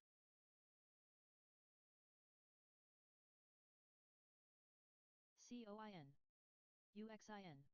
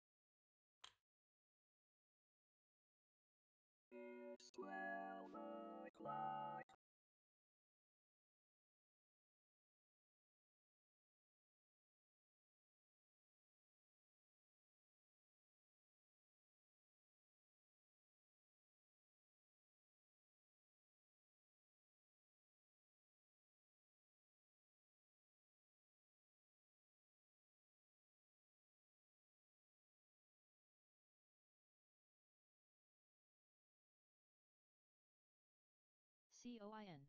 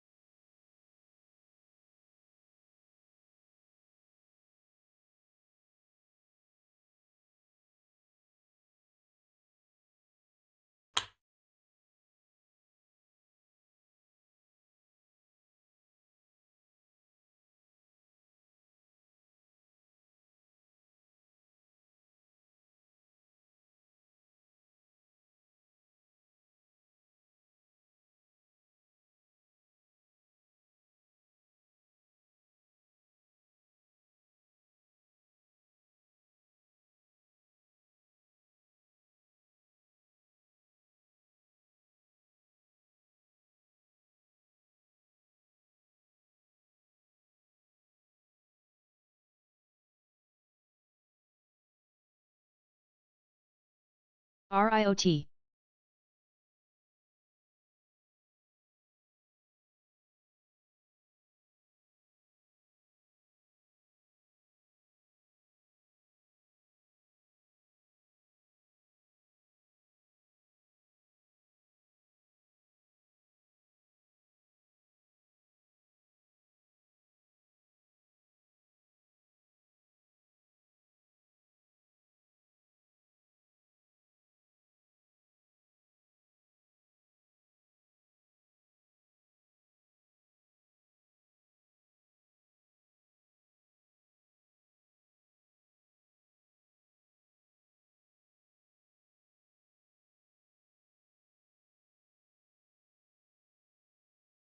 HUT. RIOT.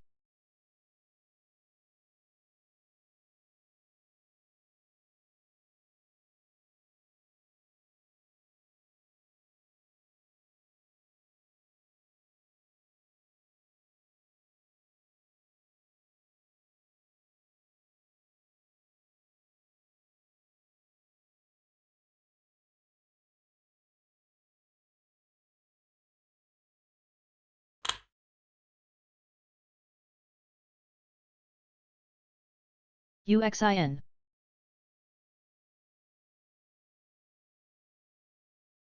BASE.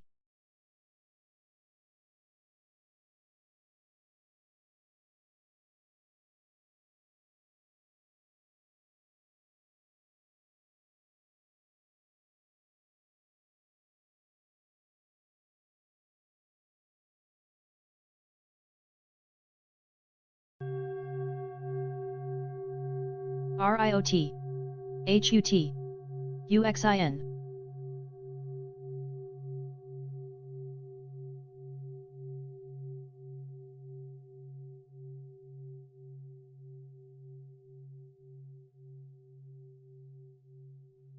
MARA.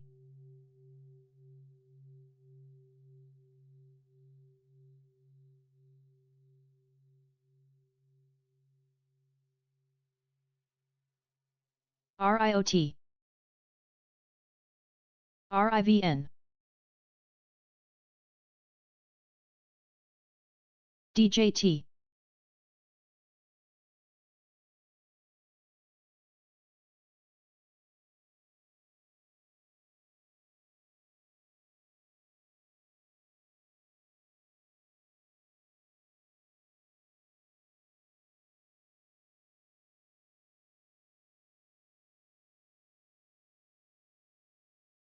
COIN. RIVN. DJT.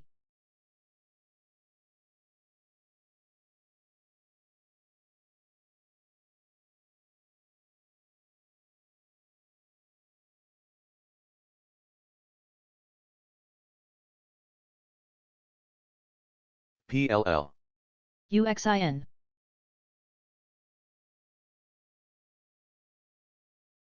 RIVN.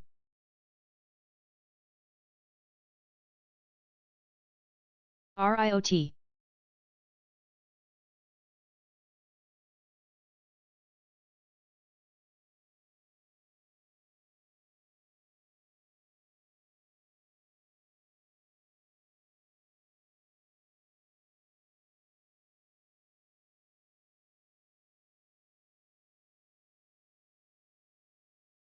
MARA. HUT. RIVN.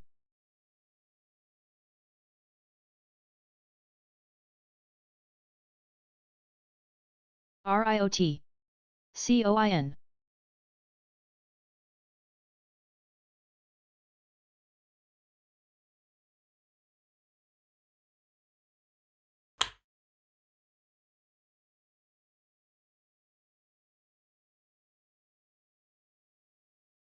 MARA.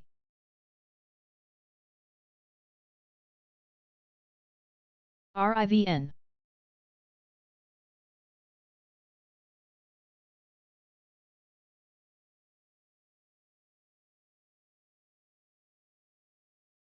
COIN. IDYA.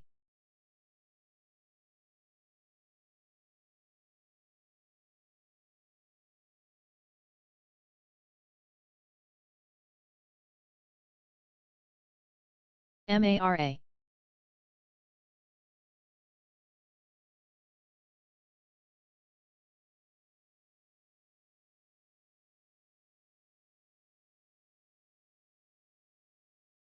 RIVN. IDYA.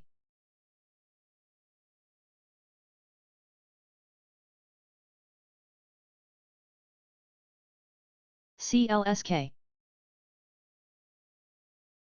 RIOT. BASE. HUT. IREN. COIN.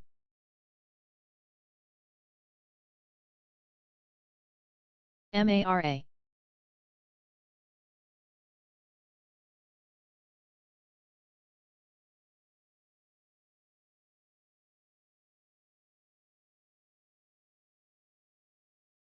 RIOT.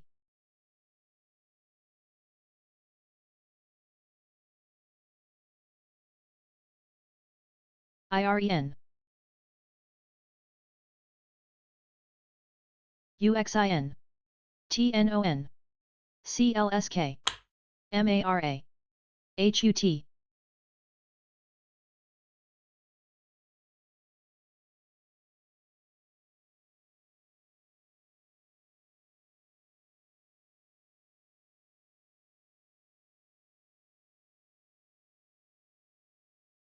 RIOT. IREN. CLSK.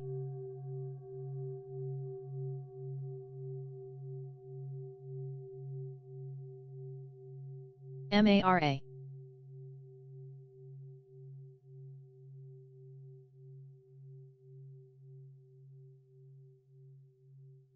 HUT.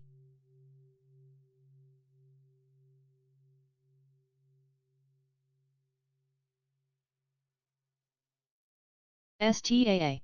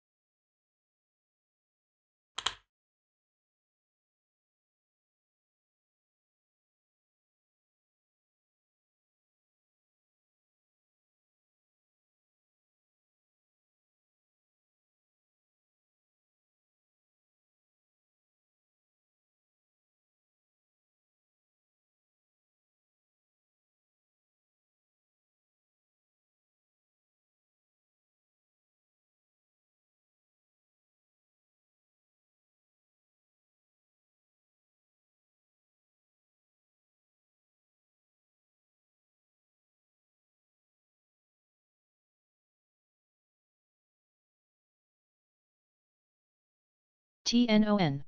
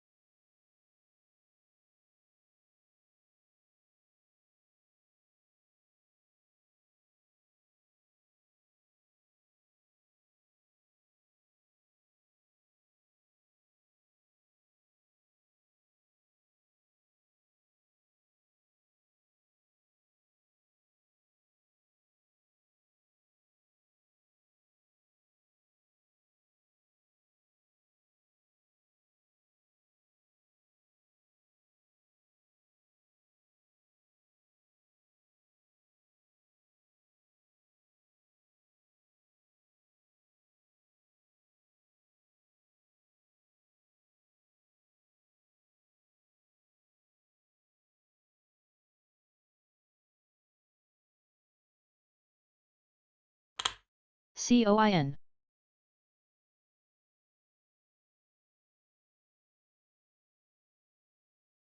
EBS.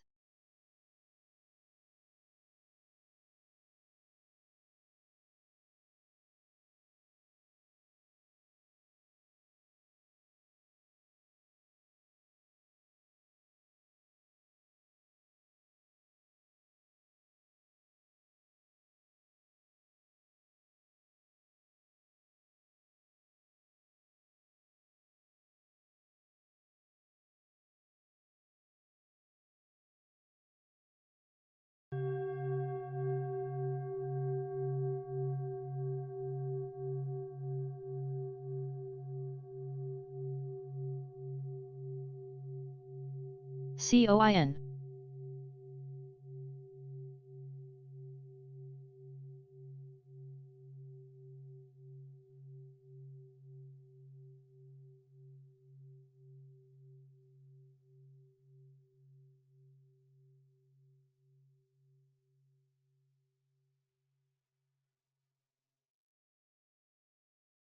BCDA.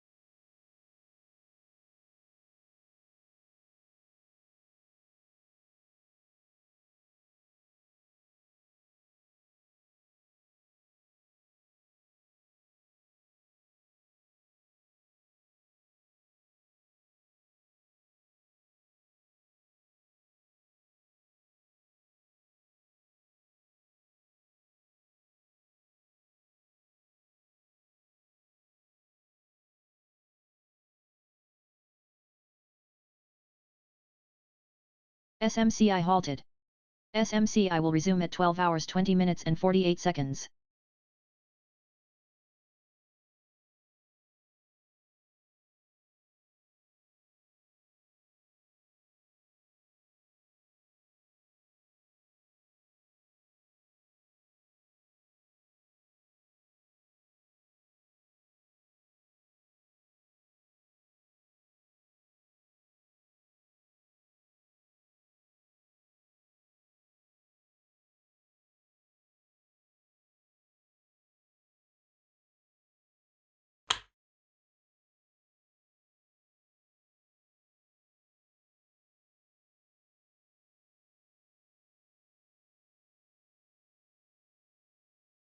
TSE.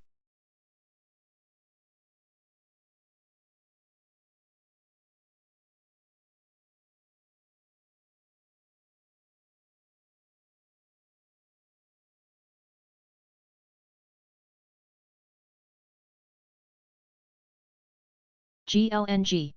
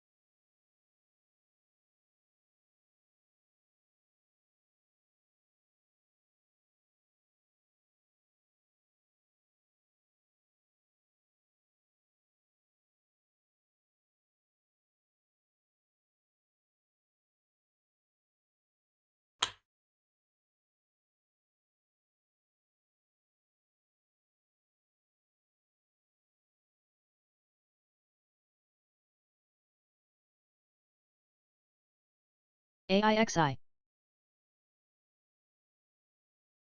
SMCI may resume in less than a minute.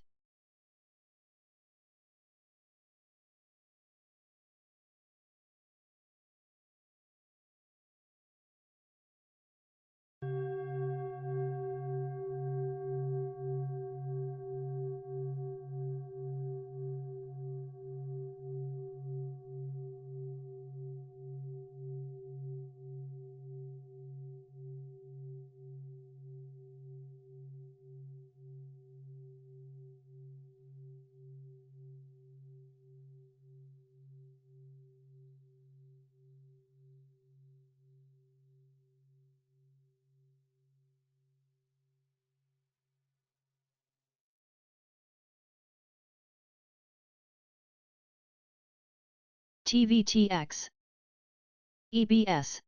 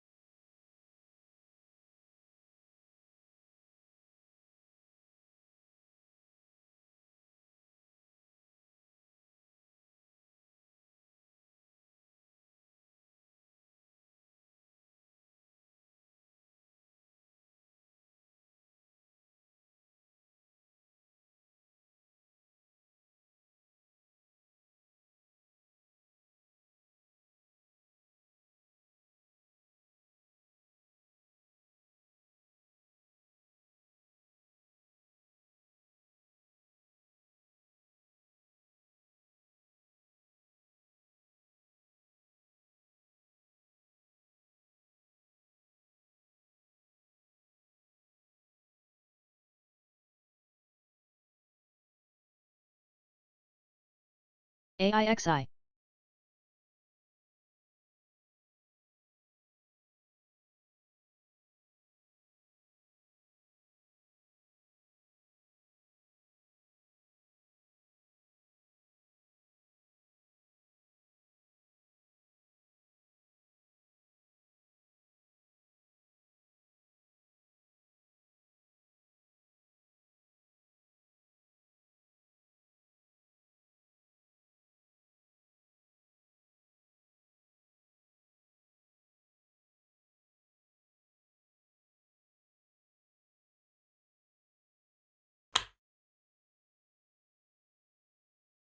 SLNH.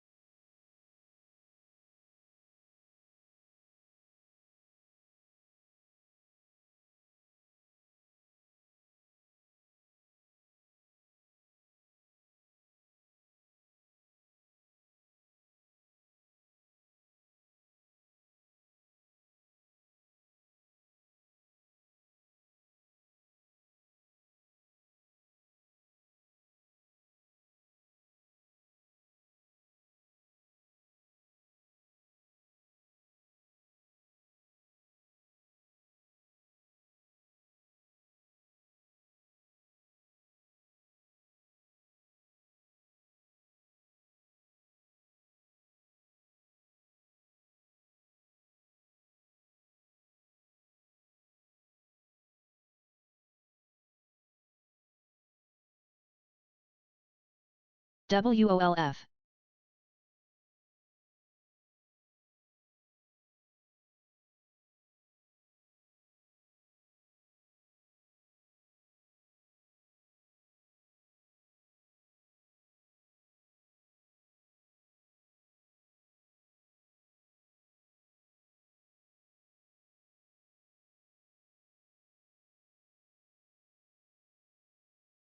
APLD.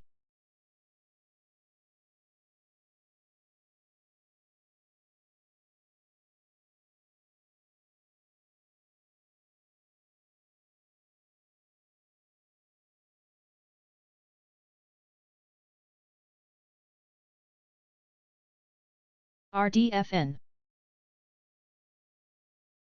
WOLF.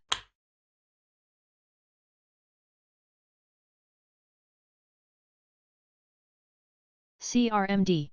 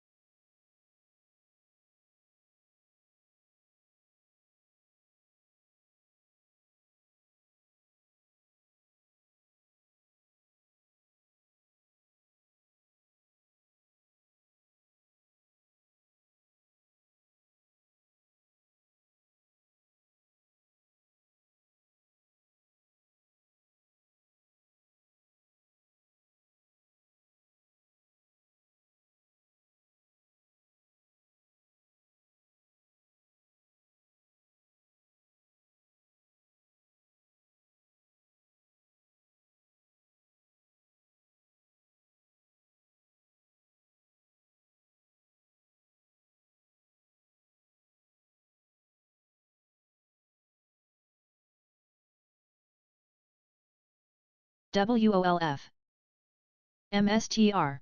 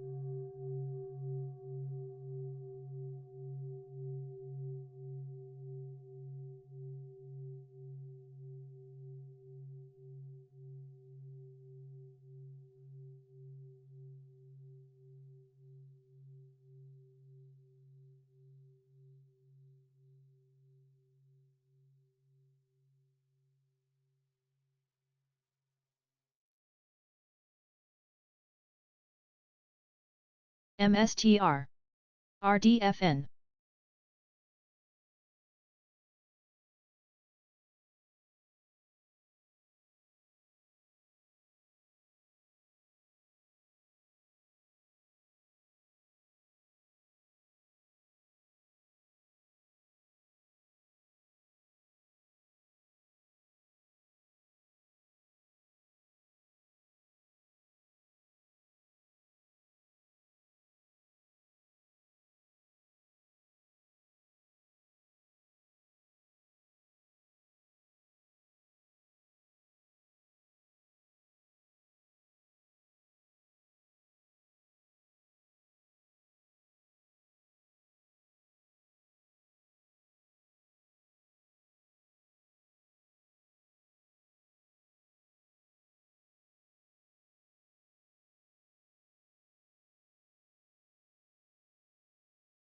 RDFN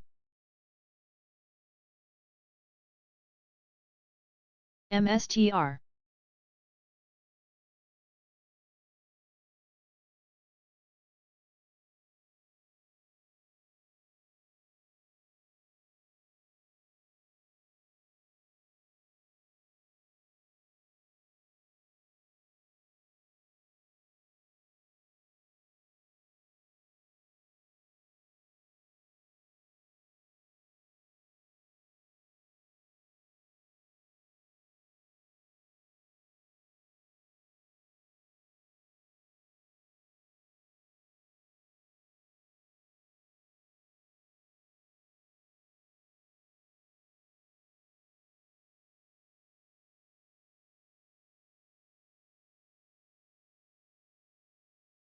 APLD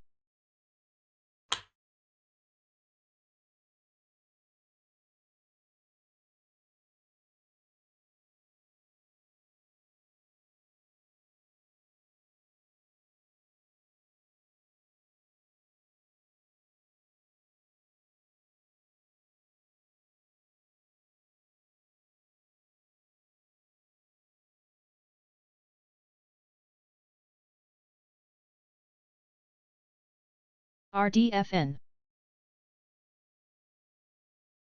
MSTR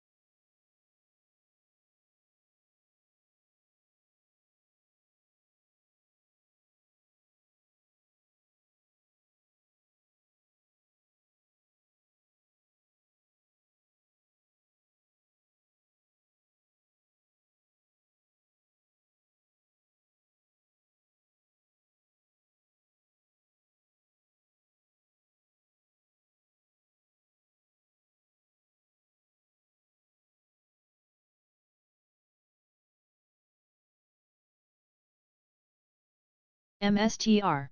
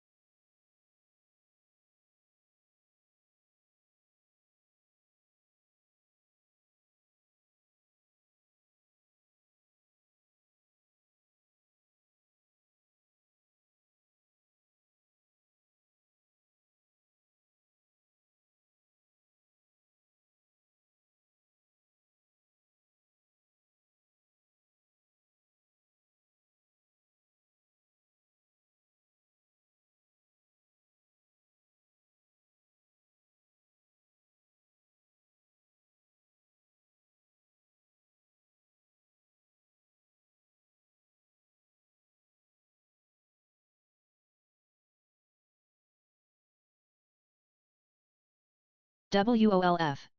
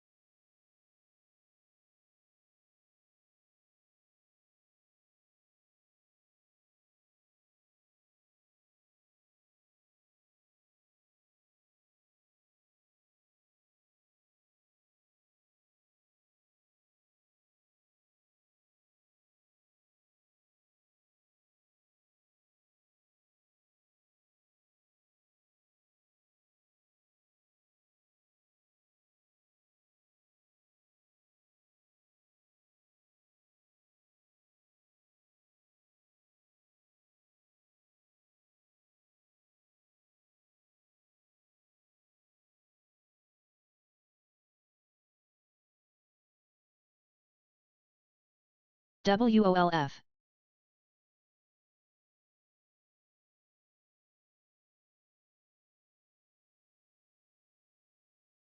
SAVA.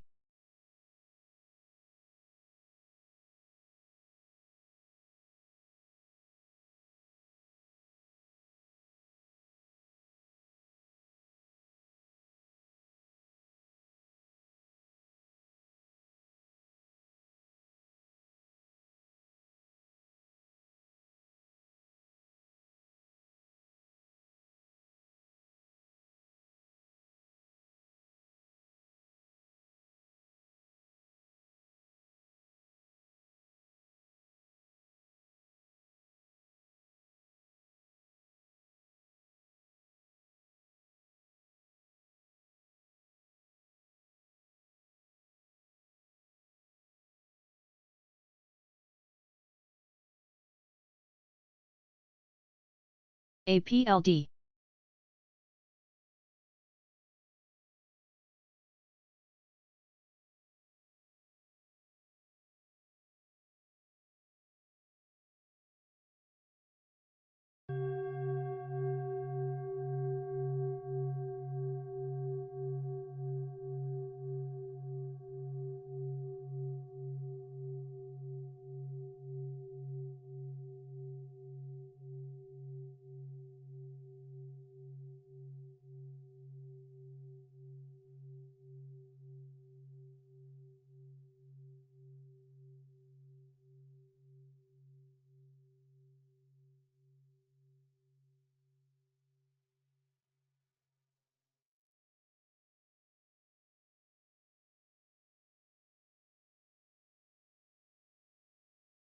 MNPR.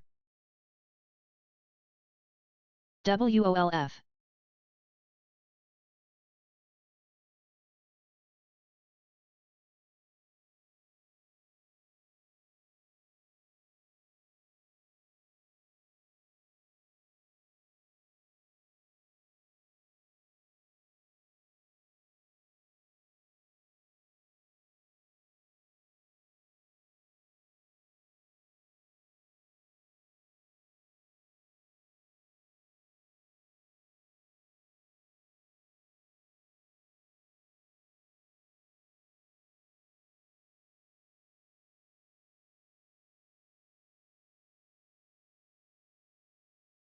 WOLF. SAVA. RDFN.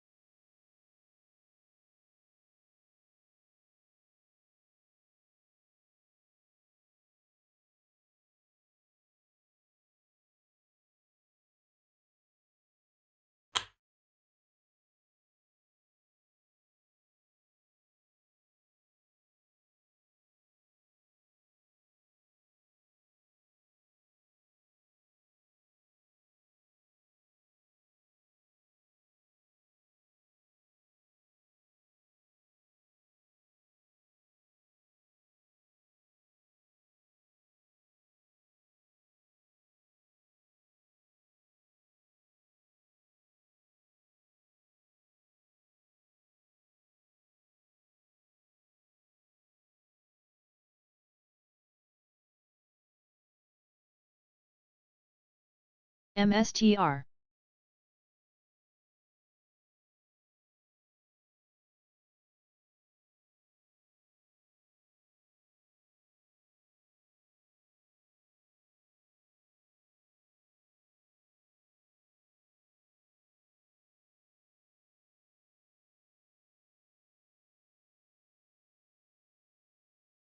SENI. RDFN.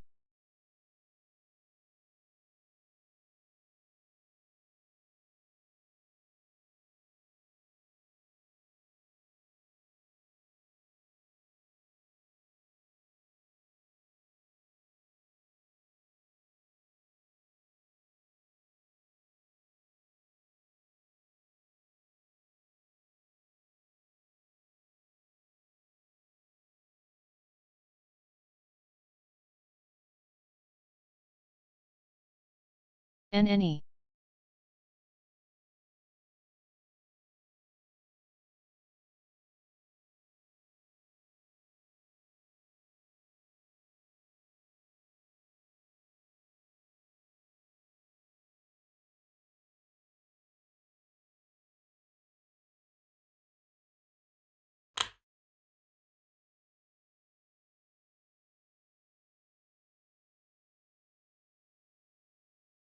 WOLF.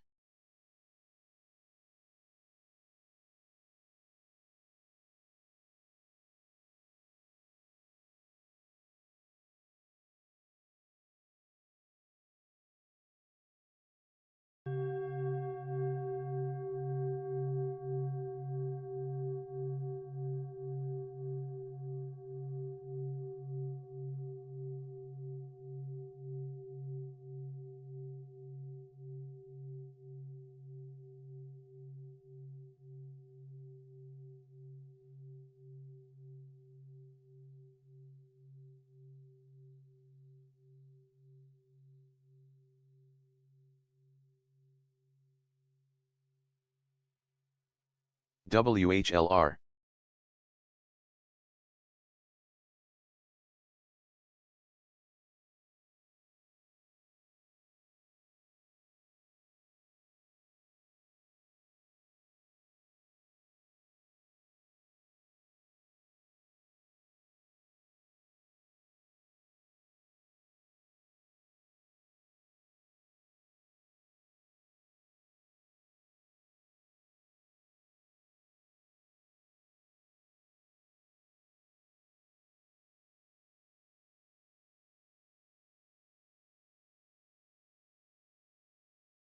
WHLR.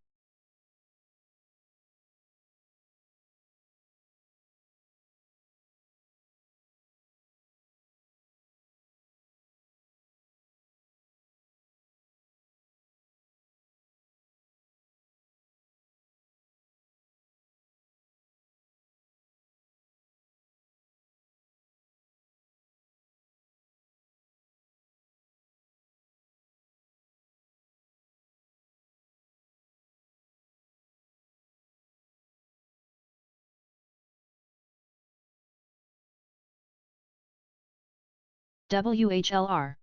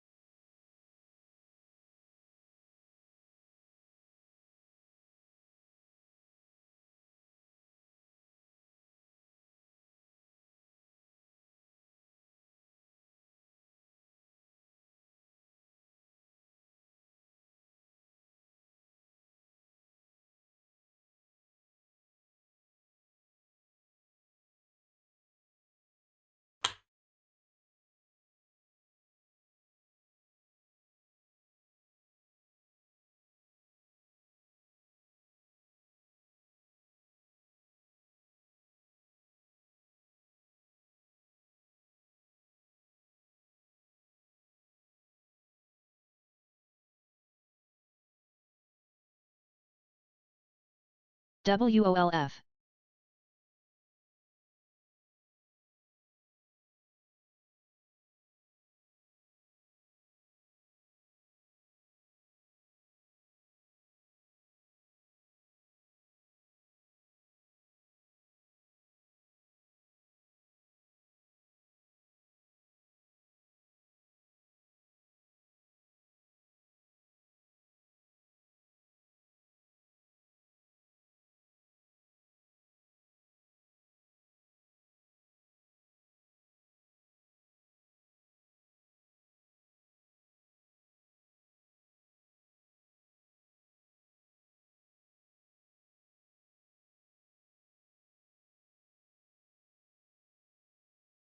WOLF.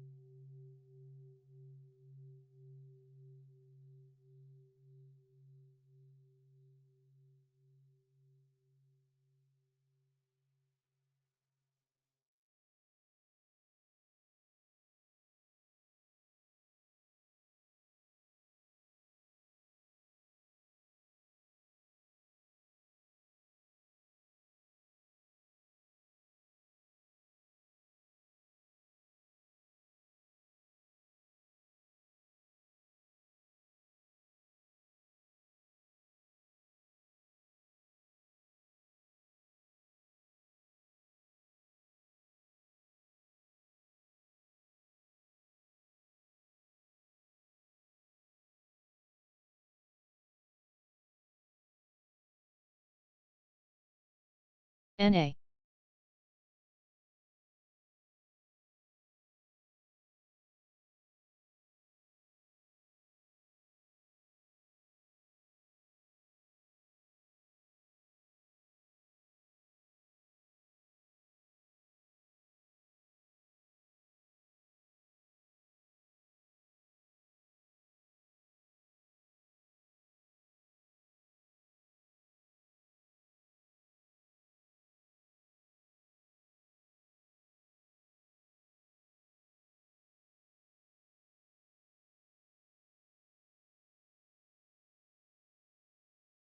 NA.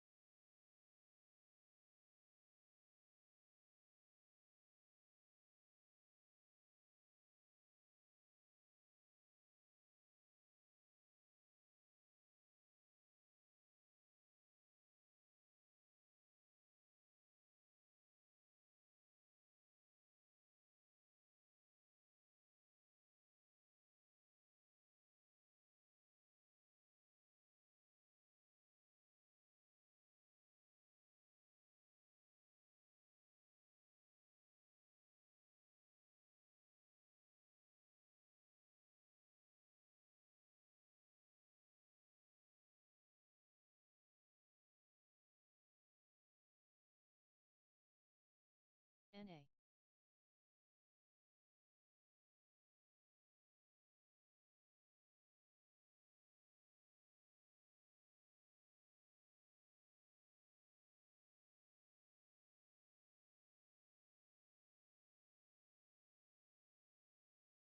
IBIO.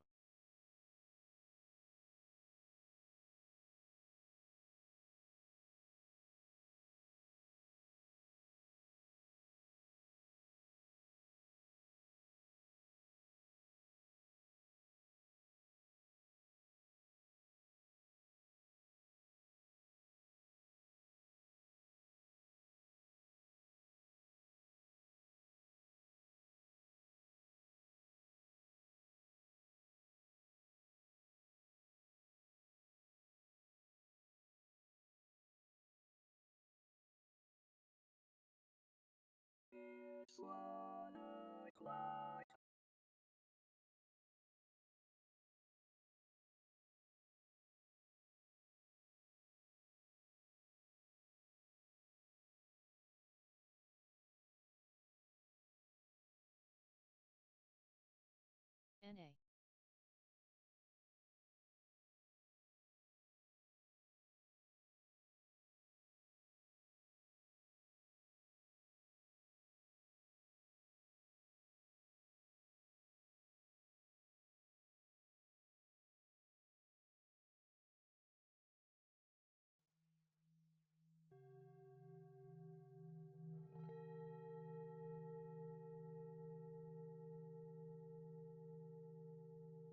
NA.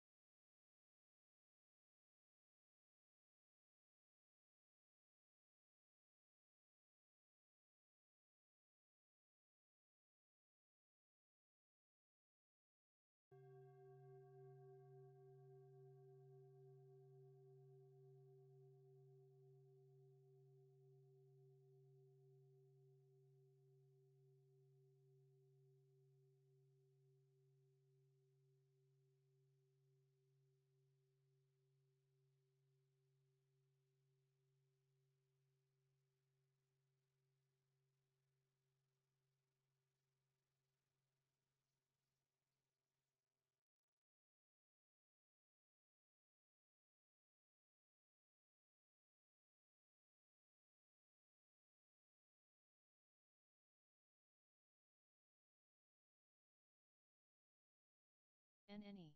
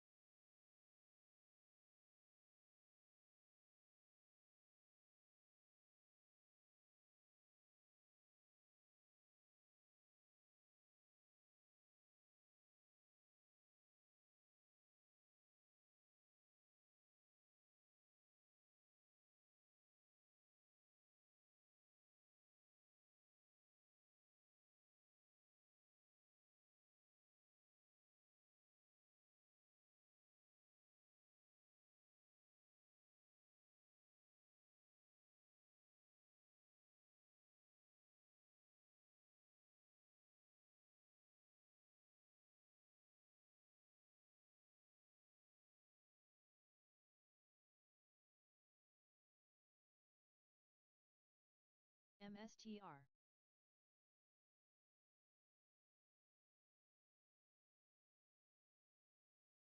DOCN.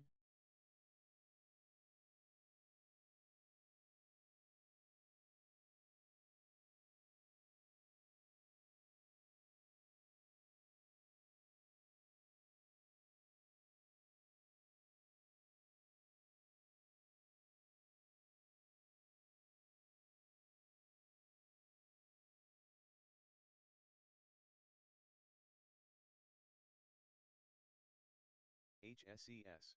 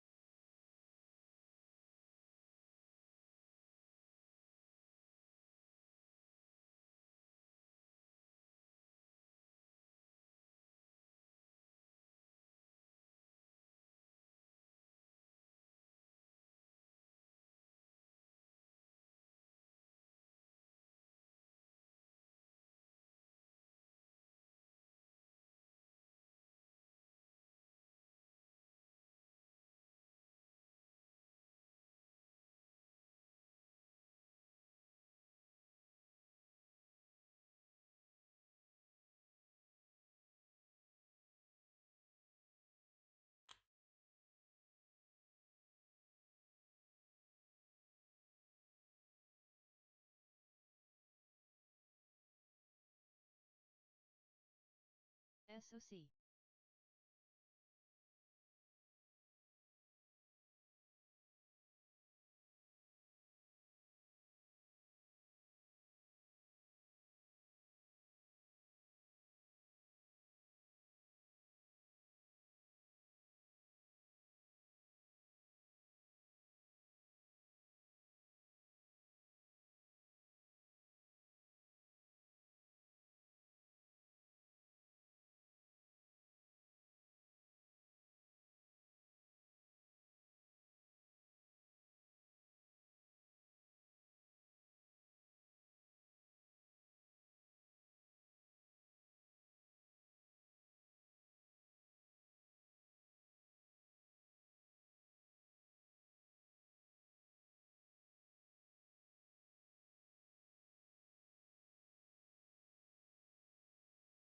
BFRI.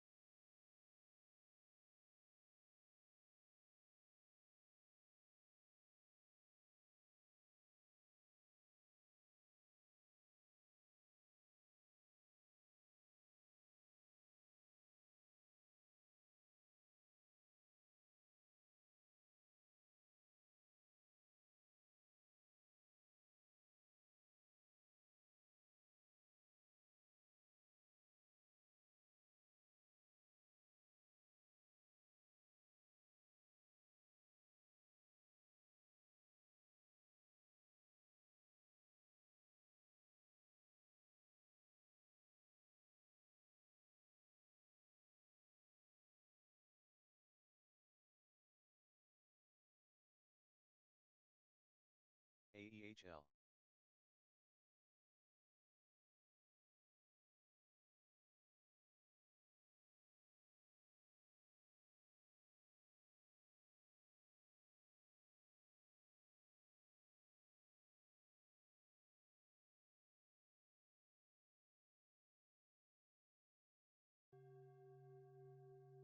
LMFA.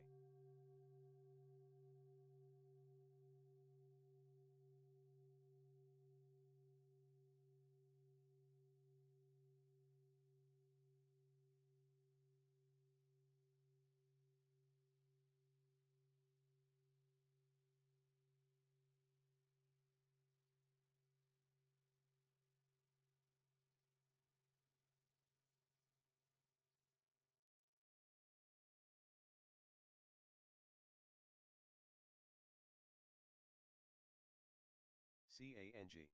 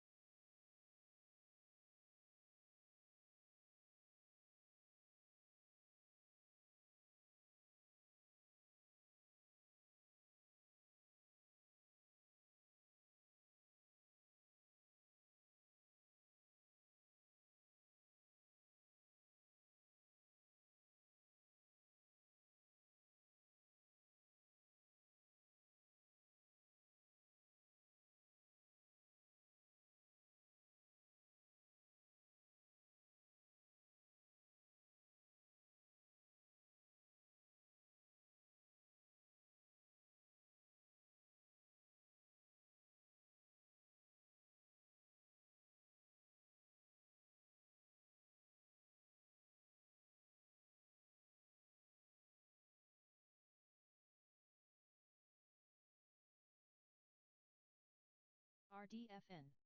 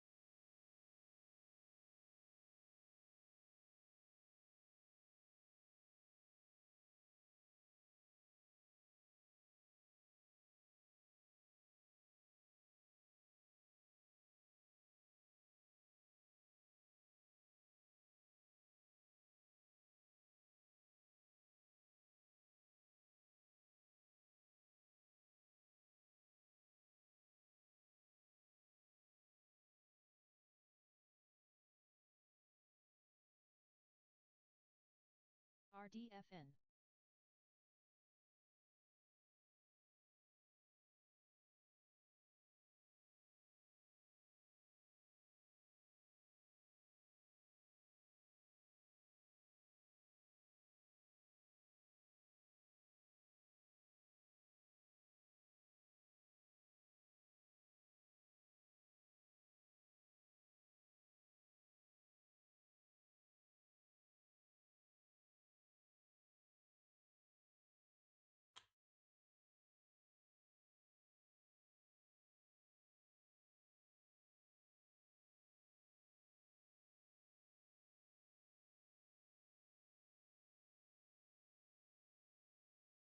RDFN.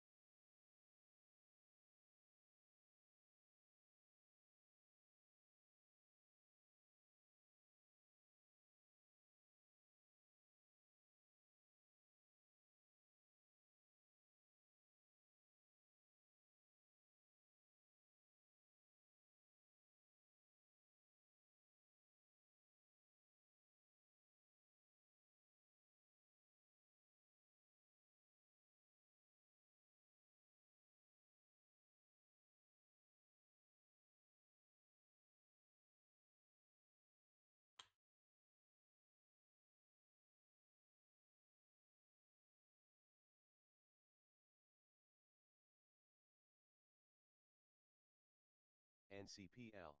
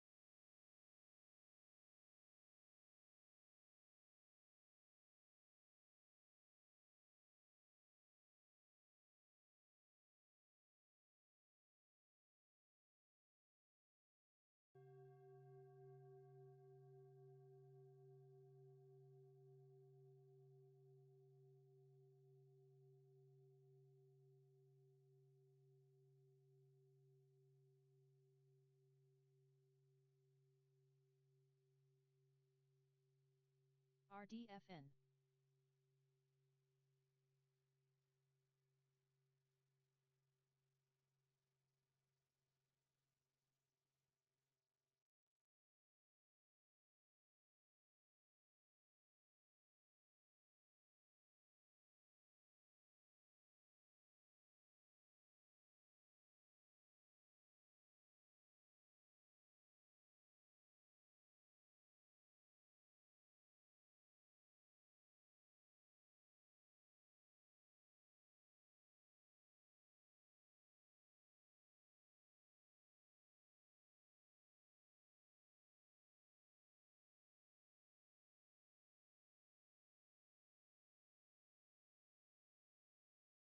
AKTX halted. AKTX will resume at 13 hours 35 minutes and 12 seconds.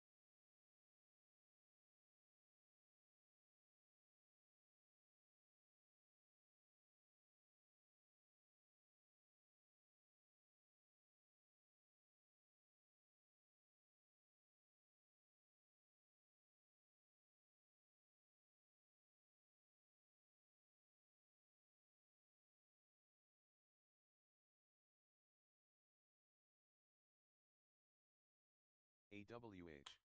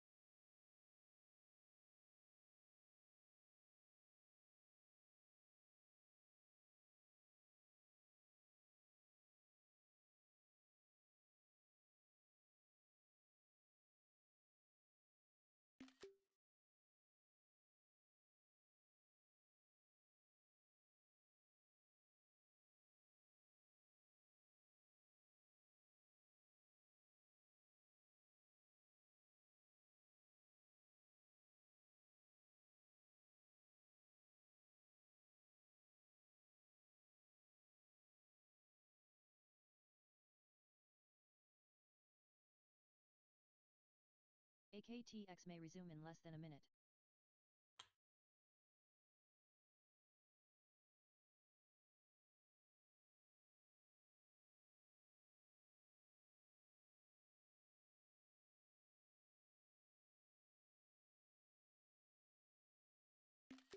RDFN.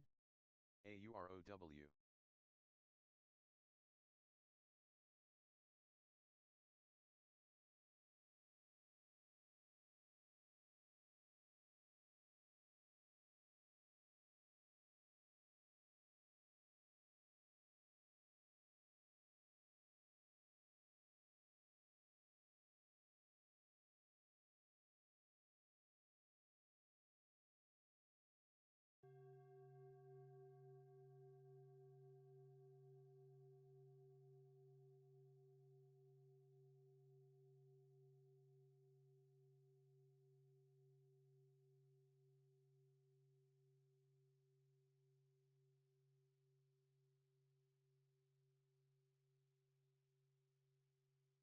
RDFN.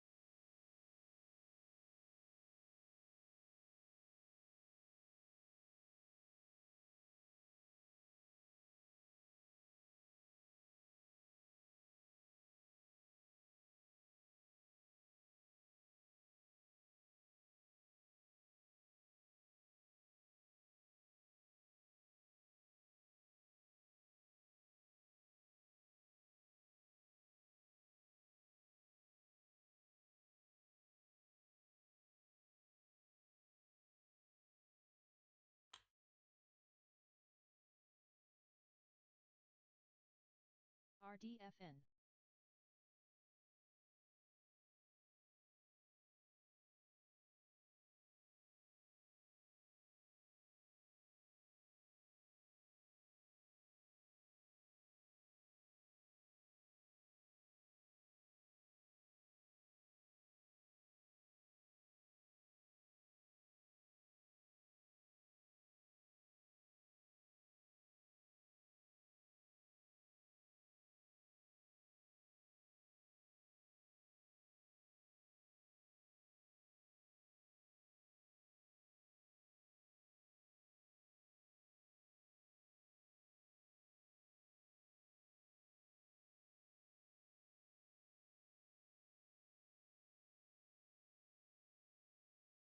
RDFN.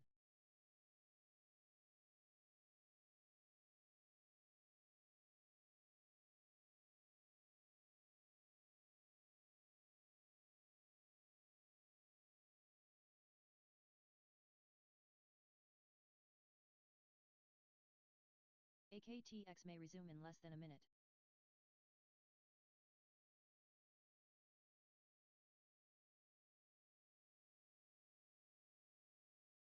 RDFN.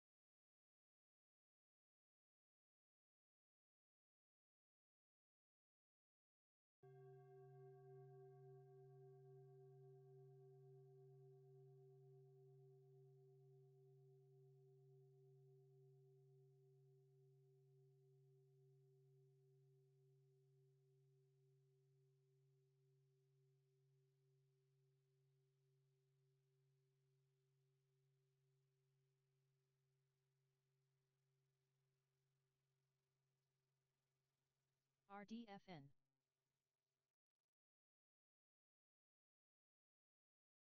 LOOP.